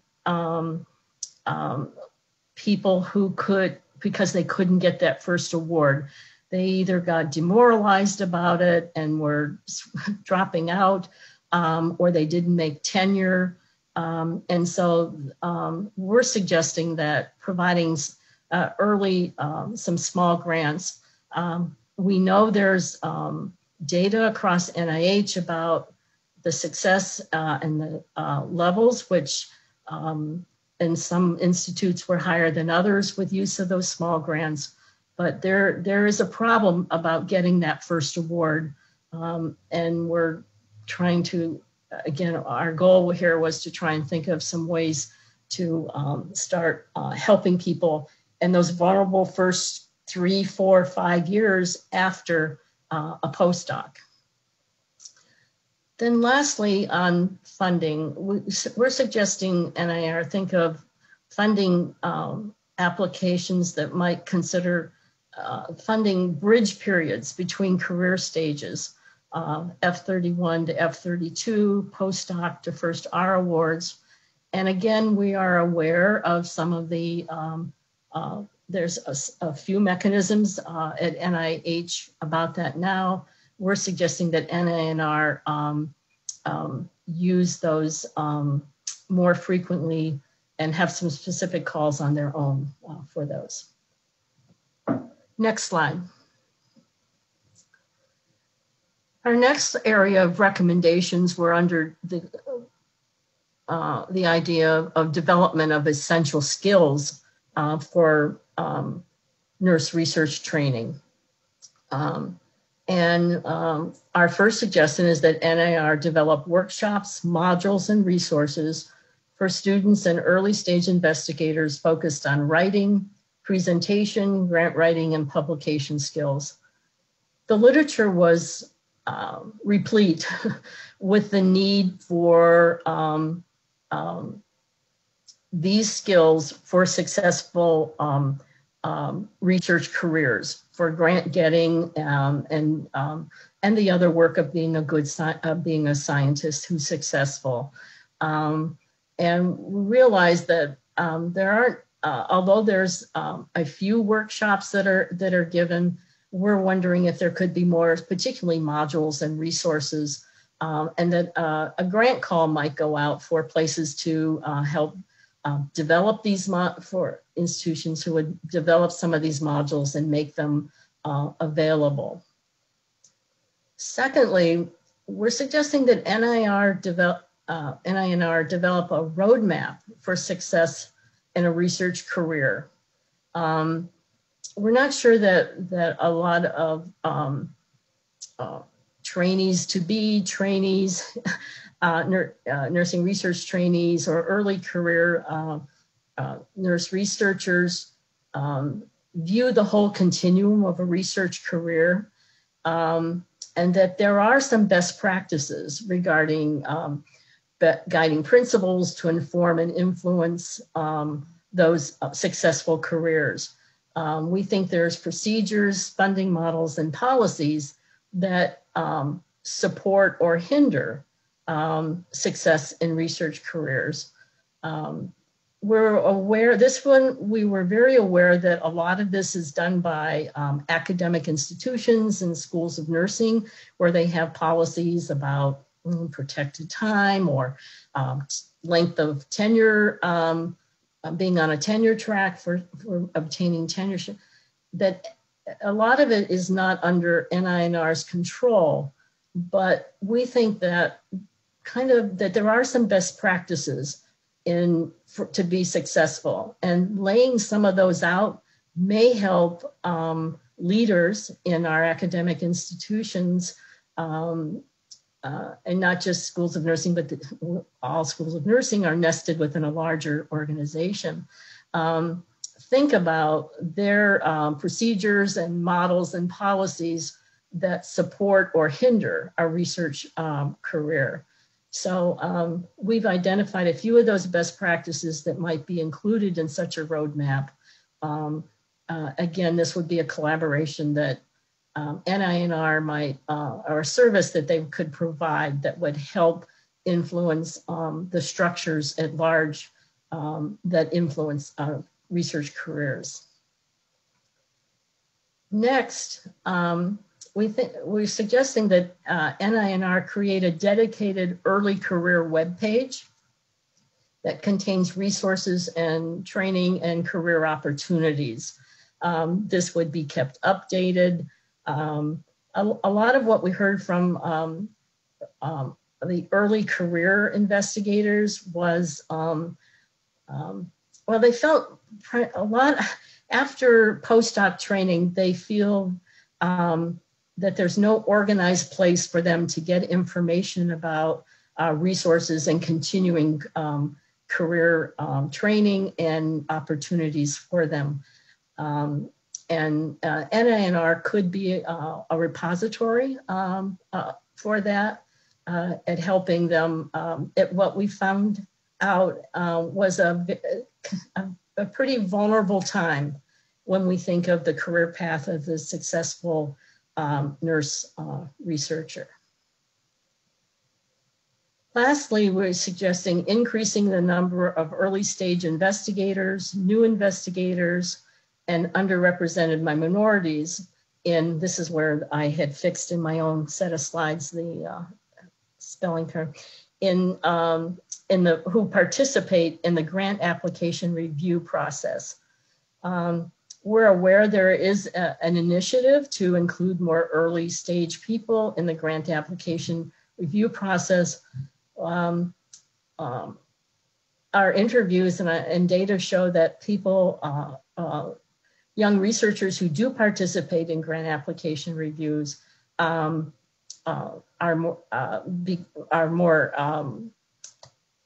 more likely to write grants and to eventually receive them in a systematic way over time. And so we're hoping that there's a way that we could figure out how to do that. Again, this is the exposure issue. And I think for new investigators and early career scientists and the underrepresented minorities, again, it's a motivational comes back to some basic incentives to keep them people motivated at vulnerable times in their career path. Next slide. Dr. Moore, I really want to allow time for discussion. Are we getting close? Yes. Great, thank you. Yeah. Next one is mentoring. We're suggesting that, and there's been a lot written about mentoring. This is an area that had the most literature. Some of it evidence-based, some of it strong opinions, but from people who are quite experienced. So we're suggesting that NINR assistant develop mentor training modules and programs, and especially ones that might consider longitudinal programs of engagement of awardees. Again, the early stage scientists felt like they were kind of dropped like hot potatoes after their postdoc. They'd had all this strong mentoring and then very little. And so we're looking at the need for more longitudinal mentorship models. We're also suggesting supporting mentoring models that encourage collaboration between universities. For example, shared training programs between institutions and distance mentoring models. They're really, it's starting to happen certainly over the last year where we're looking more at distance, but that's been a big shift in the mentoring world. Also, more shared training programs between institutions might be a whole model to go. Consider grant mechanisms, again, that require early stage investigators as co-investigators on grants. This is another way to do mentoring, which is they are a full-fledged co-investigator on a senior person's PI's grant. If we actually required that in some calls, we might increase the number of people who both get experience there, get mentored along the way, and acquire data and experiences that are important for them to get their own BPIs on their own. And then lastly, we're suggesting creating a formal mentee-mentor online resource center that includes both peer and senior mentorship options. Next slide. This slide speaks to interdisciplinary research and collaboration. Collaboration with other agencies and professional organizations, we think has a lot of fruitful space for us in the future to think about. We hope that NINR will sponsor more interdisciplinary meetings, workshops, and conferences. This third one is really important. We're suggesting facilitating relationships between non-research intensive institutions and research intensive universities to provide joint training opportunities. And this is in order to increase the number of neuroscientists, harvest the ideas that are bubbling up in non-research intensive institutions that just don't see the light of day, perhaps because of the lack of mentoring and what's needed to support them writing to get money to realize that idea in a grant. And then fostering again, and I know this is one NINR goal already, but continuing to facilitate collaborations between non-nursing programs and nursing programs for training opportunities. Next slide. The diversity, equity, and inclusion. I think I have one more slide after this one. We'd like to specifically say that we think NINR should increase use of specific funding mechanisms to support underrepresented minorities. That is done by some other institutes and a little bit from NIH overall, but we think the NINR could put out some specific ones to support funding mechanisms for underrepresented minorities. And of course, in the mentorship, training, and educational opportunities that some be provided dedicated to underrepresented minorities. The third one is an important new one, I think, is provide incentives to encourage minority-serving academic institutions to increase recruitment and retention of nurse researchers. I was particularly thinking of this that when we talked about the first award this morning, we talk about cohorts of nurses being hired. What if we were to look at cohorts of PhD researchers being hired in minority serving institutions to spur research from there? And then we're suggesting that NINR develop a diversity and inclusion plan that is addressed in their forthcoming strategic plan. We were surprised that there was not a specific one by NINR. I guess many of us came from academia where every school and every department has their own diversity and inclusion plan. But we're suggesting that that NINR specifically look at it. We're looking at women, and we're looking at women minorities that might be addressed specifically. Next slide. And then lastly, we were surprised at the lack of data available, and this is true across all of NIH, but we're hoping that NINR advocate across the NIH for more systematic training, tracking, and analysis of data about the characteristics, outcomes, and predictors of success of its training initiatives. Little was known about age groups, about specific types of training and what their outcomes were. There's a little bit about T32s in general terms, but we were not able to drill down almost at all. We're suggesting then that an annual publicly accessible report of these data be made. And then lastly, that it might be necessary to create an advisory group to sustain the work of these recommendations within the NIH and NINR and schools of nursing and other professional organizations. Next slide. So that's a quick summary of all the recommendations. I know the council members here on this call have received the whole report. And so we have about a half hour for discussion on those.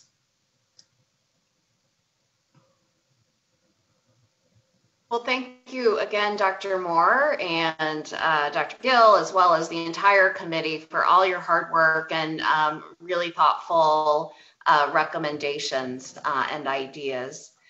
We do have about 30 minutes. If we can, we'll extend that time. If there are a question or two directly right now to the report, that's great, but we've also asked 4 of the council members to facilitate some discussion on a few of the topics related to the report. So let's first see if there's any immediate questions for Dr. Moore or Dr. Gill.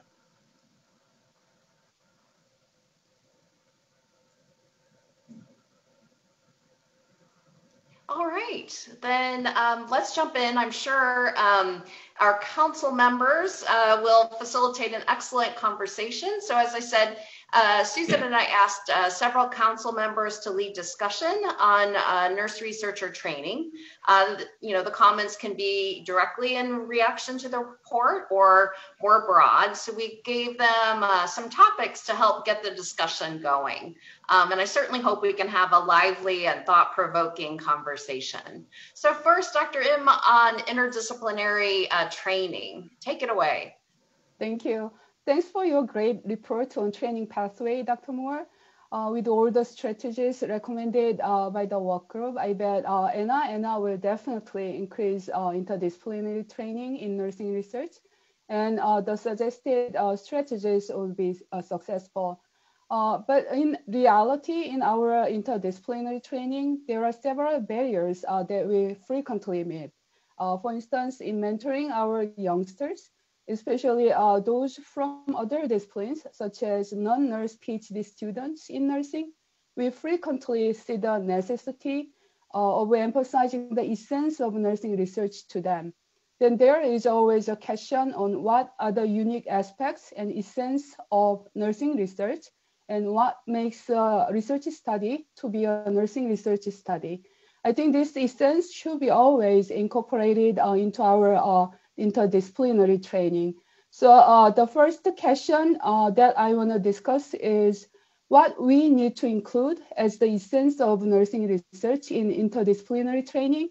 Also, from that point of view, what should be considered in the NINR strategies for training pathways? Any thoughts? You're asking this question of the whole group, right? Yeah. Okay. Sorry.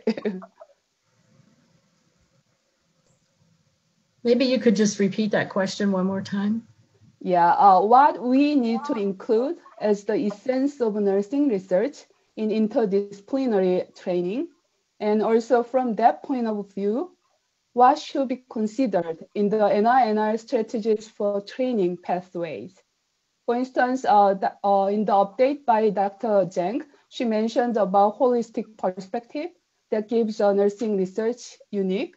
So I feel like in the training process, there should be some component in interdisciplinary training that kind of emphasize the essence of nursing.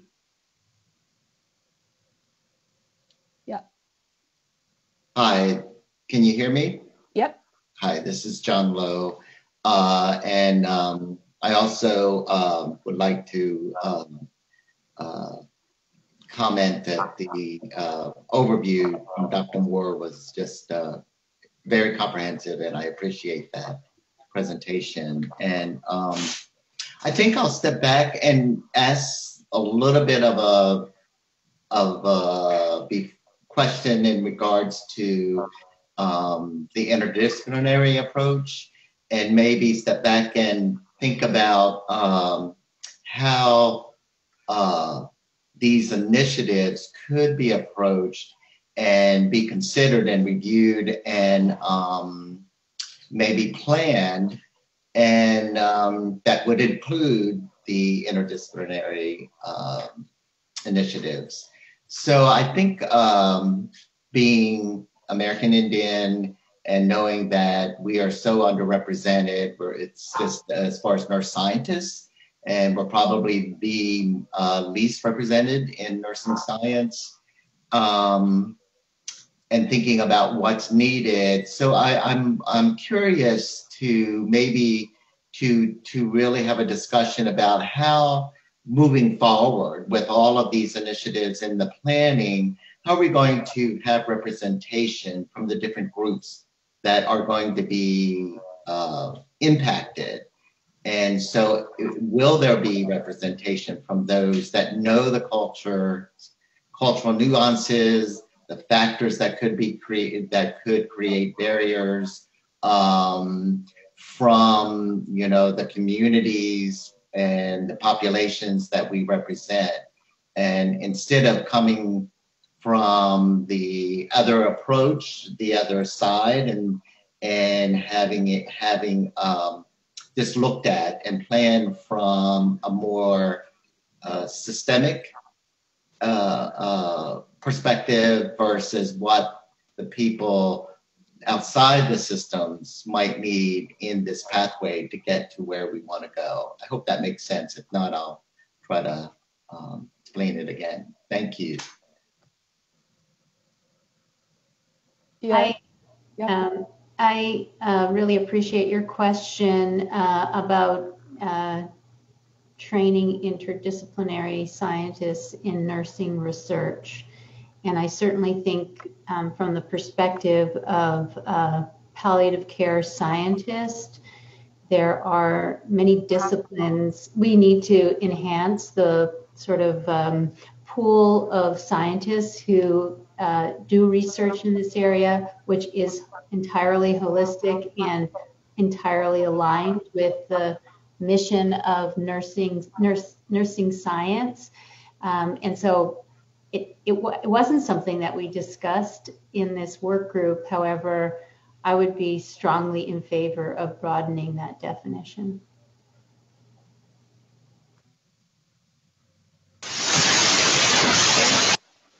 John, I wanted to just respond briefly to John, because we have a segment of this discussion to talk about diversity and underrepresented minorities later on. So but going back to your question, I think that, team science is what we're all about, but how do your premise is, how do we feature what's important in nursing research and what makes the essence of that particular area? And I think we do that in a way, but we need to be clear in our training and in our preparation of researchers, why, what's the value and what's the impact of that research. And it is how important it is to have team science. Mm-hmm. Thanks for the comment. Yeah. And since we don't have much time, I'll move to the second question. So second question is, what level of expertise and skills in other areas we should target in our interdisciplinary training of nurse scientists? For example, nowadays, so many nurse scientists have expanded their areas to include the omics. So to train our youngsters in omics, do we need to mentor them to actually be a bench scientist who could conduct their analysis by themselves? I feel like one of the possible reasons that our postdoctoral trainees are not successful in their next big grant maybe that their applications are usually reviewed by experts from other disciplines who focus on the specific methodological details, where our young generation doesn't have the exact methodological expertise in the area. So my question is, what level of expertise and skills in other areas we should target in our interdisciplinary training of nurse scientists, and how this could be incorporated into the NINR strategies for training?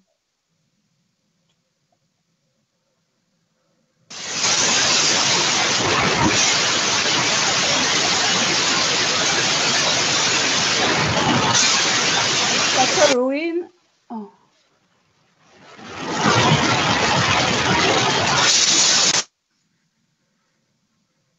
Dr. Lewin, you're having audio troubles. We can't hear you. Perhaps enter it into the chat, Dr. Lewin. Okay. Any thoughts?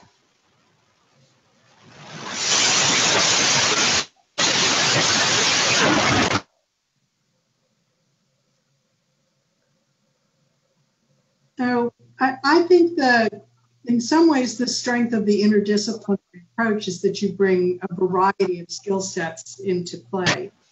So I'm a little concerned about us saying that there's some skill set, there's a perfect mix of skill sets from other disciplines that we need to incorporate. And I think maybe it's a more open approach where people incorporate the skill set that would be most useful to the kind of work that they're doing would be a better way of kind of approaching it, rather than looking for a skill set that fits all.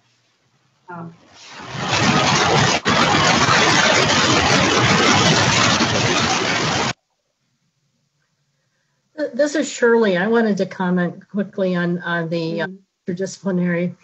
One of the things I teach in my team science course is how to tap into the mental models of another discipline or field. And there are actually techniques, a series of questions you ask to learn about the language and the mental model that someone's trying to present of anything at a point in time in a discussion. And so I think the more we can teach that basic skill, And it's not just from our nurse scientists in training, but it's from the other scientists we're trying to learn from, so that they can learn about our mental models and we can learn about them. And then I think from the understanding our different mental models, we start to learn about gaps in understanding and where we might have to go get more information or systematic training or whatever. But one thing is just, I think, having that open stance of looking at other mental models of other disciplines. Thank you. Any other thoughts? I had one thought, and I think too, piggybacking a little bit on what you said, Shirley, that everybody doesn't need the same skill set. That's actually one of the great things about being a neuroscientist is, everybody has a unique toolbox that they take to their trajectory of research, right? So filling your toolbox with the things that you need. But I also think remembering that, we want these folks to be principal investigators. We want them to be in charge of their program of research. So the interdisciplinary piece would be to help embellish their toolbox or their opportunities that they have within their research trajectory. So, when you're PI, needing to have some ownership of some of the things that, you own, but then also being able to sit at the table with your collaborators, those interdisciplinary collaborators, and be PI, but maybe not be everything to that project. That's why you have team science. So, I think that can be communicated a little bit better as well throughout the training programs, that, we're not necessarily looking to make everyone a particular, an expert in everything, but an expert in the things that you really need to be expert in. And, but to also have that toolbox of skills that you've collected along the way. And we keep adding to our toolbox. Doesn't matter where you are in your career, we keep adding to our toolbox. So I think that's important, that we have PIs who can sit at the table and have discussions that are really important, interdisciplinary discussions that impact their program of research and their projects directly. And giving them that toolbox is part of what we're hoping to do, but everybody's toolbox won't look the same, and it shouldn't look the same. I'm going to gently jump in. Thank you so much for facilitating that conversation, and everybody for your thoughts. So just to give us a sense of where we're going, we have 3 more topics: postdoctoral training, diversity, and what NINR can do to help schools of nursing. So we'll try to dedicate about 10 minutes per topic, and I'll gently try to jump in at the end of 10 minutes. So let's turn it over to Dr. Fletcher to facilitate a conversation on postdoctoral training. Thank you, Dr. Zink. And thank the committee for the report. It was a wonderful report. I read in the report that despite having the highest rate of grant applications across NIH, NINR funded predoctoral and postdoctoral trainees have the lowest success rate among NIH institutes. And more specifically, postdoctoral training is less prevalent among nurse scientists than in any other field in biomedical research. What can NINR do to help create avenues for postdoctoral training in regards to incentives and or new methods for postdoctoral training?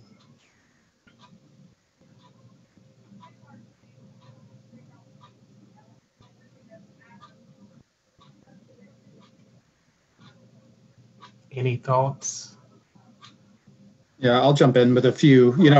Globally, I think move away from old medical-based models where you're talking about people that are relatively young and haven't had independent careers, and where you're thinking more about women who have lots of different roles and competing demands on their time and energy, and that into models where you're focusing on the scientist's work independently and not really them contributing to greater team science at that point. So moving away from the medical-based model, younger persons predominantly male model also to one that incorporates the context in which most of these young women and older women are quite accomplished in their careers, and then can't take the financial hit either. The financial hit of a traditional postdoc is just enormous for people. Okay, good. Any other thoughts? Those were great, actually. This is Joellen Mulder. I was just thinking of virtual. We are now so exposed to virtual learning and working and doing things that we weren't just 6 months, 10 months ago. That those types of programs might, even for T32s, that they could be virtual for individuals who can't move. I think this opens up a whole new avenue of people who thought they had to move to go someplace, to change their whole lifestyle or bring a family along. That isn't necessary anymore necessarily. And I think that is one good thing perhaps we've learned out of this whole experience of a pandemic. So looking to open our T32s and that sort of thing up to people from around the country. This is Shirley. Having sat on the review committee groups for T32s, I know in the past it was not looked kindly on. We didn't like the ones where you couldn't be at your mentor's feet in your postdoc and daily contact with them. So it means not putting in, helping to revise the opinions of people who are on the review groups too, about the values of, as you say, Joelle, and what we've learned about being able to mentor distance-wise and use other methods. And then I think maybe, if we wanted, shorter periods of on-site stuff like summer or even, shorter 1 week a month or something like that, just to chunk it up and not have the intensive must relocate, be by your mentor's side for 2-3 years. As Chris said, the traditional medical model. Hi, this is Mallory Johnson. I wanted to jump in here. Thank you for the working group and for the great presentation. This is an area that's very near and dear to my heart. As I was listening to the presentation, I'm wondering about some of the mechanisms that exist in other institutes and centers that would be relatively shovel-ready to import into NINR. In particular, we do a lot with the R25 mechanism. And that's the research education program, and it's got a lot of flexibility in terms of meeting institute priorities and really addressing some of the topics that you're talking about. It really also, we've used it before to have these short summer courses, and where we bring in people from institutions that don't have the same level of mentoring and opportunity, not with the intention of them relocating permanently, but with and then we maintain contact, and it just seems like that could be an excellent mechanism. I'm familiar with it with NIDA, NIMH, NICHD, NIAID. So there's a lot of models out there. And as far as I know, NINR does not use it, but it seems like a good possibility. Okay. And this is Jessica. So yeah, I will echo that. So that's something that came up often in our groups, talking about how to kind of access and maybe make some type of matching program also to more research intensive universities with more minority base as a way to make connections and to bring in new populations. Again, not to transition them, because one of our big conversations especially was, people come out of these communities and they're really committed to these communities and they want to go back. So it's not just getting them to research intensive universities, but also providing the continuity to achieve their research goals and kind of to have that passion. And so I think that's a great idea. Okay. Are there any other thoughts before we move on to the next discussion item? I think there's also the area of financing a postdoc that many times is one of the barriers, and we see that individuals choose not to go for a postdoc training because of financial So the funding of the postdoc, I think, is an important area that, to consider, and how we incentivize individuals to enroll and commit to a postdoc training. And many of the areas that have been mentioned make it, more that you don't have to move, or you can do it in, less, maybe not less intense, but less time consuming, might help with those financial barriers that may exist too. Also, right now, there are a lot of policies that inhibit or reduce the amount of time that somebody can work part-time while having a postdoc. The T32 says only 10 hours a week on anything else that's government funded, NIH funded, where perhaps they could do the postdoc half-time and work the other half-time. We have policies that absolutely inhibit from the financial side, or let's say they certainly disincentivize people from even wanting to go there. Shirley, I agree with you. I think that really needs to be opened up, because that does disincentivize people. And they say, no, I can't do it. I can't just work 10 hours a week. I can't make it. So I think that needs to be opened up. Yeah, I don't think they're really based on an adult learner model. They're really pedagogical, meaning the learning of children, or young adults. But many of these women, most of them are women that we're talking about, are independent and the breadwinners of their family and the ballast of their families and communities too. It's too much to leave to get paid a little bit more than minimum wage. I mean, and then it's really not the way adults learn. Can I say something? Sure, just quickly. Thank you. Okay, yeah. I also praise the presentation. My comment relates to postdocs plus some of the other language in the presentation. I noticed that some of the language was kind of tentative about the requirement of having nursing affiliated people on grants, and that you kind of said maybe we could do this. I think having requirements would be good. I'm a psychologist. I have a co-I who's a nursing professor. I have postdocs who are psychology postdocs. If I was required, I would have had nursing postdocs, but it didn't actually occur to me because I'm a psychologist, so I have psychology postdocs, but somebody said, you have to have a nursing person as a postdoc, I would have done that. So I think, and same thing for graduate students, same thing for undergraduates and so on. I think it'd be perfectly fine to require that. Thank you. Okay, here's my gentle jump in. Thank you, Dr. Fletcher. So we're going to turn it over to Dr. Paragallo Montano on increasing diversity. Let me unmute myself. Thank you.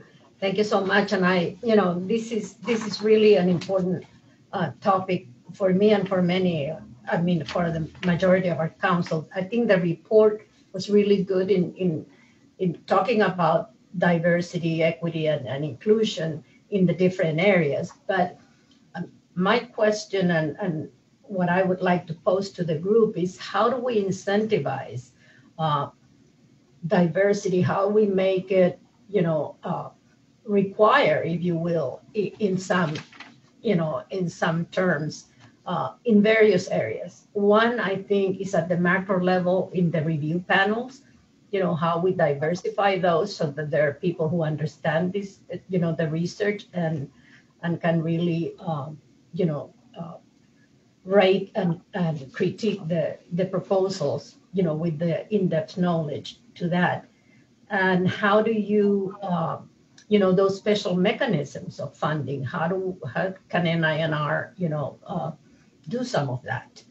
And, so how do we develop and what incentives could we have? And I would like, that to, as a question to our panel.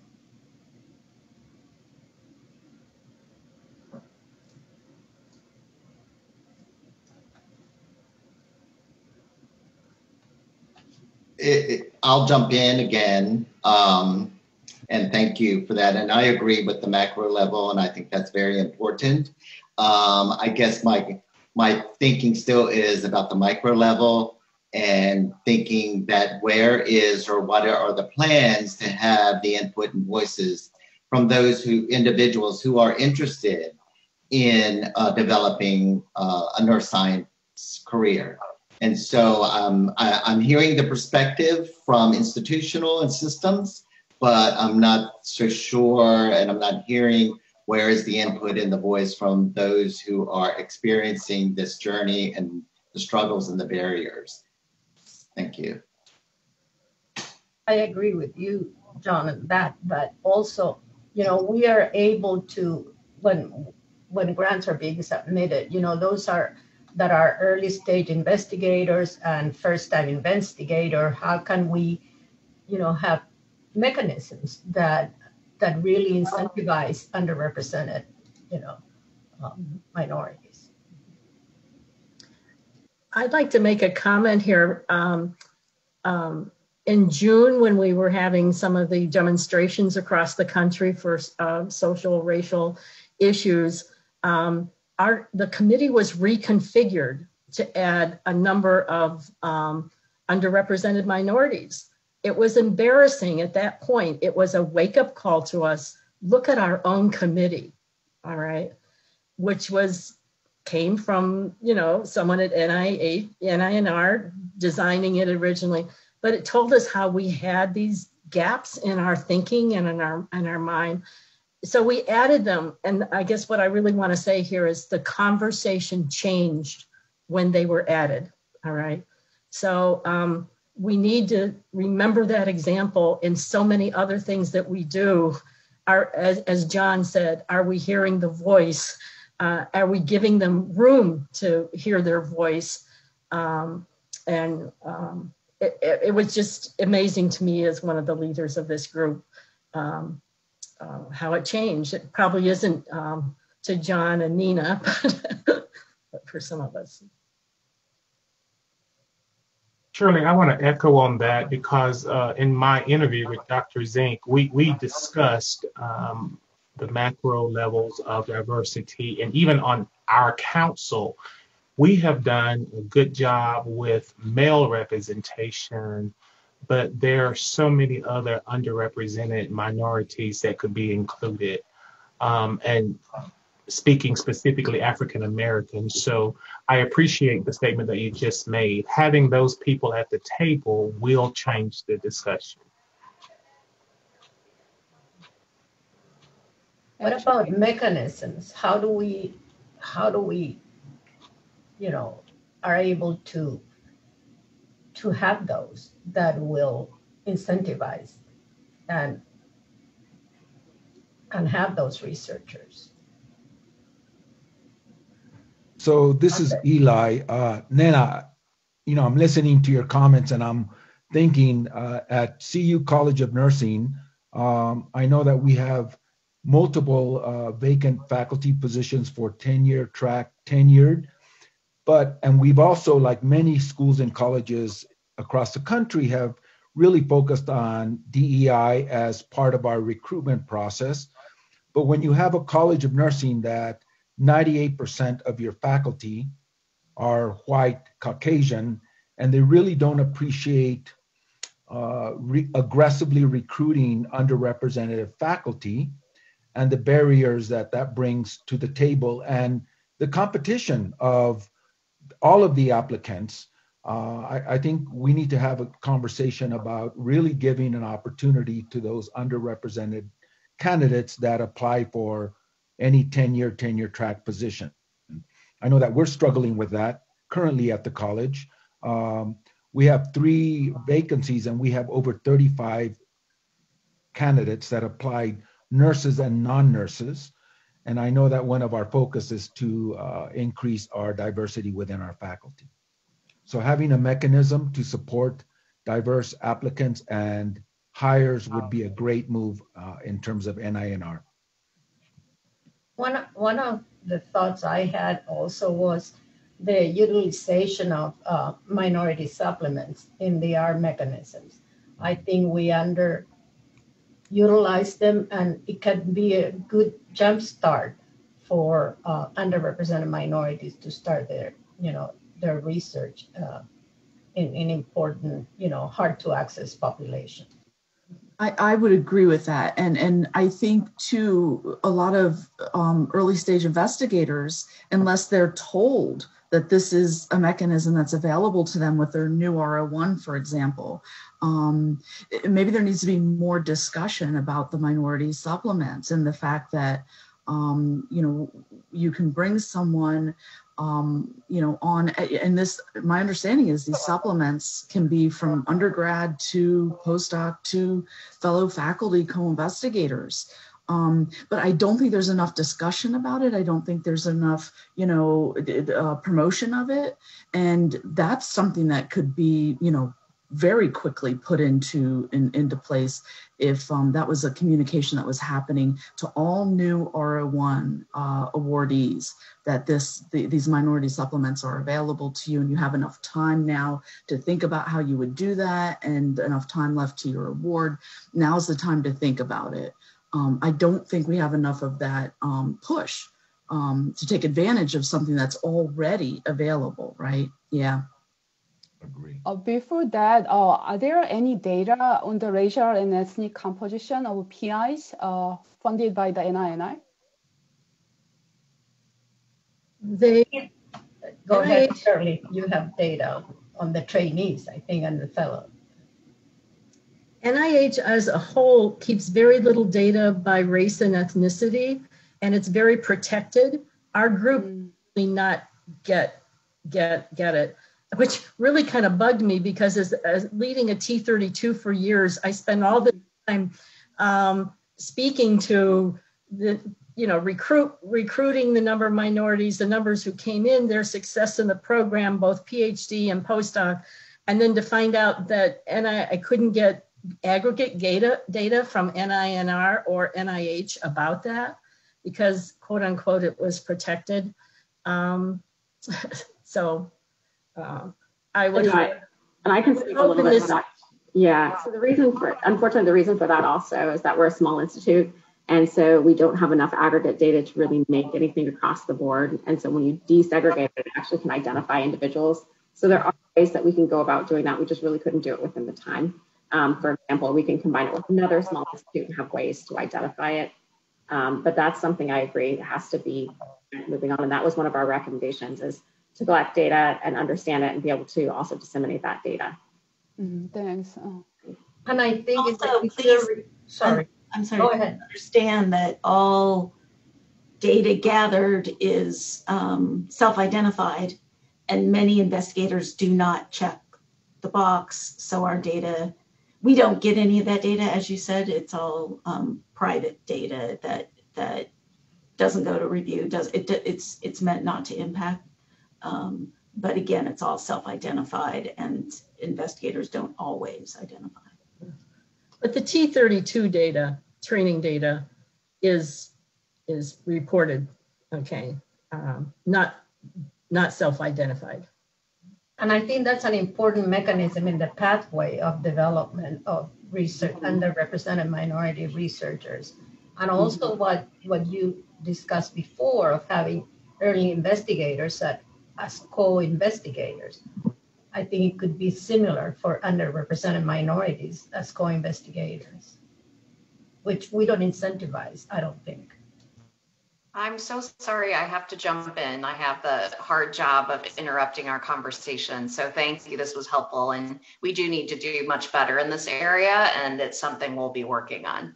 Our last topic, Dr. Wilbur, on what NINR can do to help schools of nursing encourage and support careers in nursing science. Well, that's my question for the group, and I think I'll jump start it. I looked at this through the lens of a nurse, the ADR at our institution, and having young investigators new in their careers, as well as mid-career people come to me and being very excited about research, but anxious about getting those grants. And I was trying to think of some concrete ways that NINR could really help with that.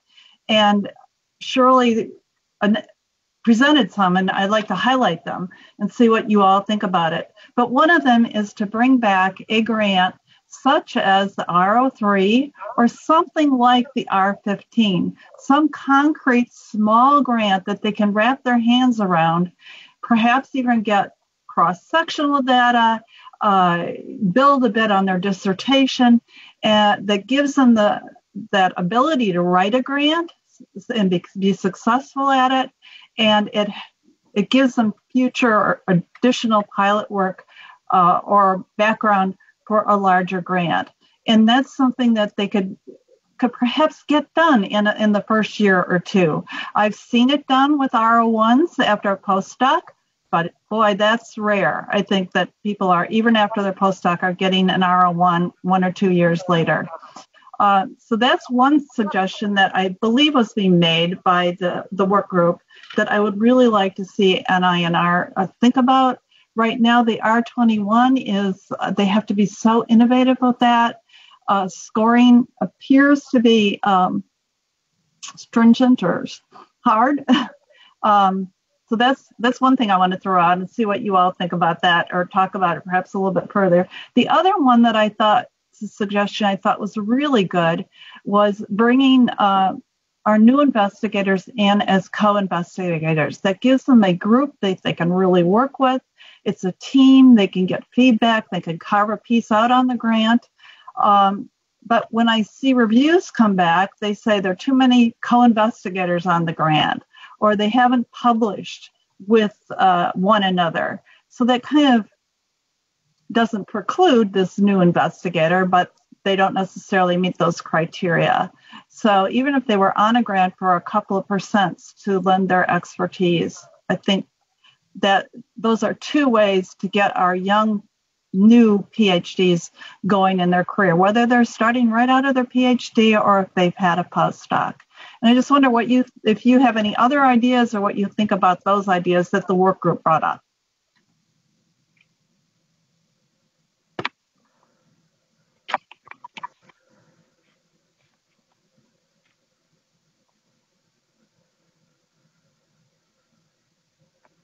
I'm not hearing any. Maybe it's I'm right at the end. Is our time up already? Or how many minutes do we have? The other thing I was 4 minutes, Dr. Wilbur. Well, there's another area that I thought I would pose to the group as far as nursing and getting researchers, is that and I don't think we've talked about it much thus far today, but it was brought up in the work group, is our young nurses are coming in wanting to be DNPs. They hear about being a DNP early on. Somehow they're learning that, because I don't work a lot with them, but our school, we don't have an undergrad program. Ours come in as masters, as entry. And they come in wanting to be DNPs with that in mind, and their minds are set with that. And I'm just wondering, once they get going and they become a DNP, I hate to lose them to be our nurse scientist. Not that we're losing them. I mean, they're doing good things. But I think there are a number of them who could be nurse scientists. And I think it's a bit overwhelming to go on for then a PhD as well. And I'm wondering if there's been any thought of following, in this case, somewhat the medical model that I've seen, where they get K awards. They do some additional work to learn all of the science pieces and to bring them to the level where they can be nurse scientists. I don't know, does anybody have any thoughts on that?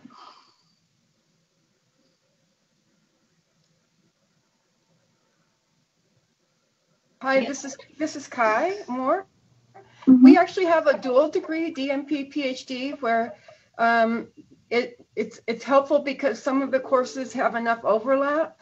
I think the trick is, after they're done, figuring out how they're going to maintain their certification as a nurse practitioner while being a scientist. But one option is to look more at the dual degree pathway. I do think that the certification bodies are opening it up a bit more, that you don't have to give up your certification. like so many of us who are MPs like myself, I felt I had to give it up at some point. But I don't, the other way that we need to tell our young investigators who are MPs ways to keep it. I'm hearing an echo. Can you hear me okay? Yes. Is to, they can get clinical by doing their research, because their research is often very clinical, and build it in. When I was an MP, I kept my certification going for quite some time because I did all the physicals on my participants and that sort of thing. There are different creative ways of keeping their certification going. And for most of the, or for many of the certifying bodies are no longer requiring numbers of hours for clinical practice to research. Right. But yes, finally.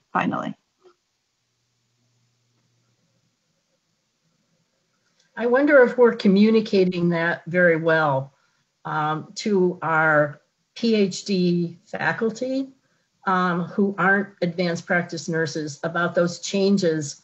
In other words, I'm not sure we have a clear understanding about those changes and are communicating them to our students. Yeah, I think there's old patterns prevailing in the PhD faculty's minds, the ones who are not advanced practice nurses.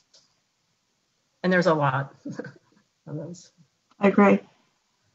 And I do worry a little bit about people want to practice for a variety of reasons. It's not just to maintain their certification, but the ability to have real passion for practice, I think people believe, is at odds with having a passion for research. So I think our messaging has to be that we're a practice discipline. And of course you have a passion for practice, that you don't have to choose one or the other. I like the dual degree sort of approach, because there are skills that people need as a researcher that is really difficult to pick up through a postdoctoral fellowship where you don't have the base. You're trying to add on something where you have no base, or through looking to try to do it in continuing ed sort of formats. I think it takes more than that to really get the research skill base. So I would be really pretty interested in the dual degree idea. But again, that is a model that's sort of come out of the MD, PhD. And is that really a model that's the only way to do things? Well, thank you. I have to jump in again. So this wraps up this item on the agenda. I do want to mention that we are signed on to several R15 mechanisms. We'll collect that information and pass that information along. And we did hear questions last week about the R03, and we aren't signed on to that right now, and we'll certainly be talking about that. So thank you again to the Pathways Working Group and to Drs. Moore and Gill for their leadership and for this helpful conversation today. So I'll turn it over to Dr. Old. Thank you all. Great discussion, and really appreciate our council members who are participating and giving us some feedback and some engagement. I really think this is a nice segue into sort of my administrative discussion here about how we can best use the council's expertise. This is certainly one way, having sort of these discussions where we're bouncing ideas around and getting a lot of thought. Dr. Zank has been out there talking to you about how you would like to have your expertise used. We will certainly be wanting to do more of that type of discussion to help facilitate that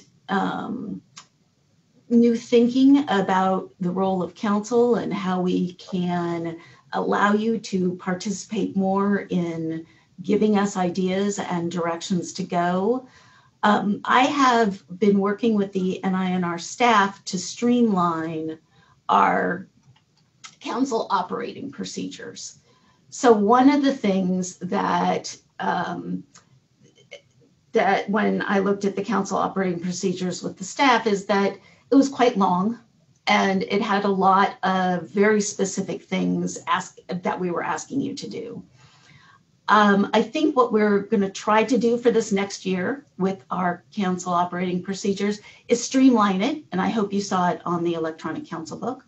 It's now down to just a couple pages, and it's more broad, flexible, and open so that we can ask you to do things and you can ask us to do things. That you want to see something, we want you to look at something. We want a more dialogue-based interaction instead of prescribed. This is exactly what you're going to be doing.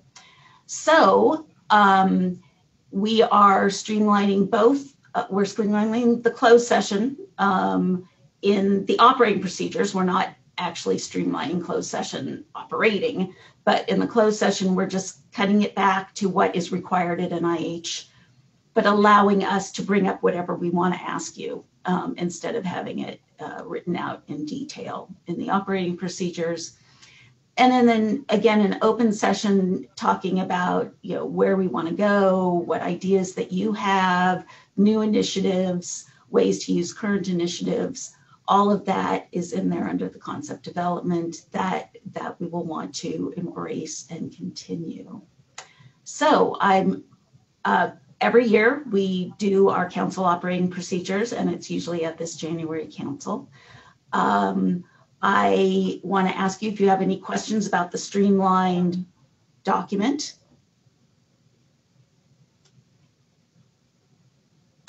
If not, I would love to adopt this document. Do I have a motion? Anybody? A motion? Thank you. A second. Thank you. All in favor? Aye. Aye. Great. Aye. Any opposed? Terrific. So this carries, and we'll be bringing some new thoughts and asking your opinions on where we can go and what we can do. So thank you very much. For the last few minutes, we're getting a little bit back on time here. Hand it back to Dr. Zank for just an open discussion on how this first open session for us went. Thank you, and thanks to everyone for all the conversation. That was great, and for all your contributions. So yeah, with the remaining up to 10 minutes or 9 minutes, we welcome any discussion or hearing any comments or thoughts you have.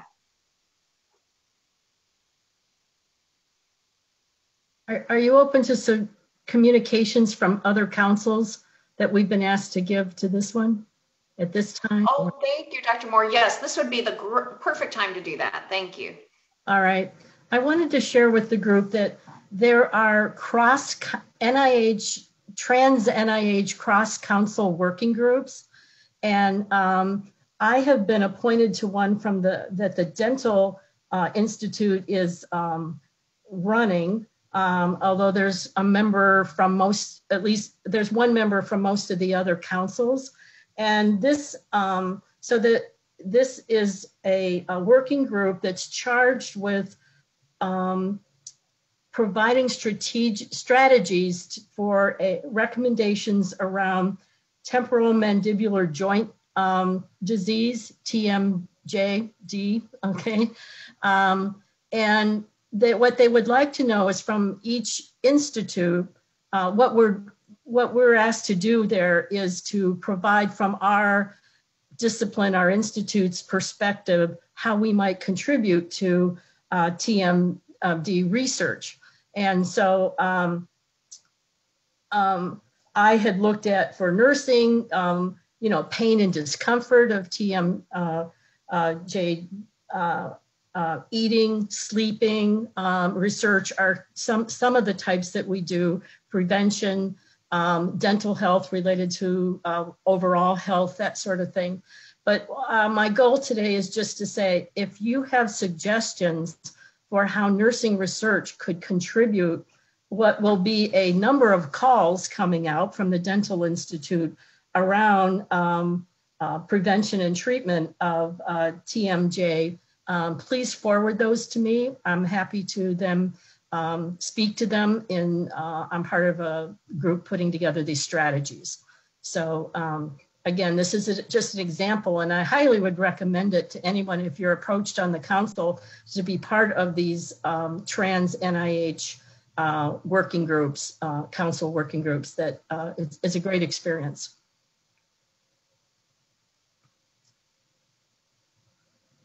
So you don't have to give me the suggestions today. You can email them to me if you have them, and I'm happy to do that. But again, this is an area where we could do more interdisciplinary research, and I think have expertise to lend to that. Thank you. I have a question about the approach to the strategic plan and whether or not, I would imagine that there will be interaction with the council. The question is whether, will that be at multiple stages or just sort of when a strategic plan is fully developed? No. We are planning a kind of a cyclical, iterative process where we seek feedback from council and more generally at various stages of the process. So we definitely do plan to engage council in those conversations and for feedback.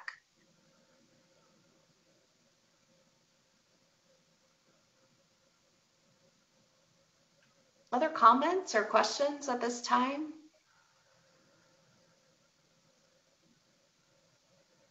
All right, look, how did this happen? We're 5 minutes early. Okay, so you gained 5 minutes more for lunch before closed session. So the open session of the 103rd Council is now ended.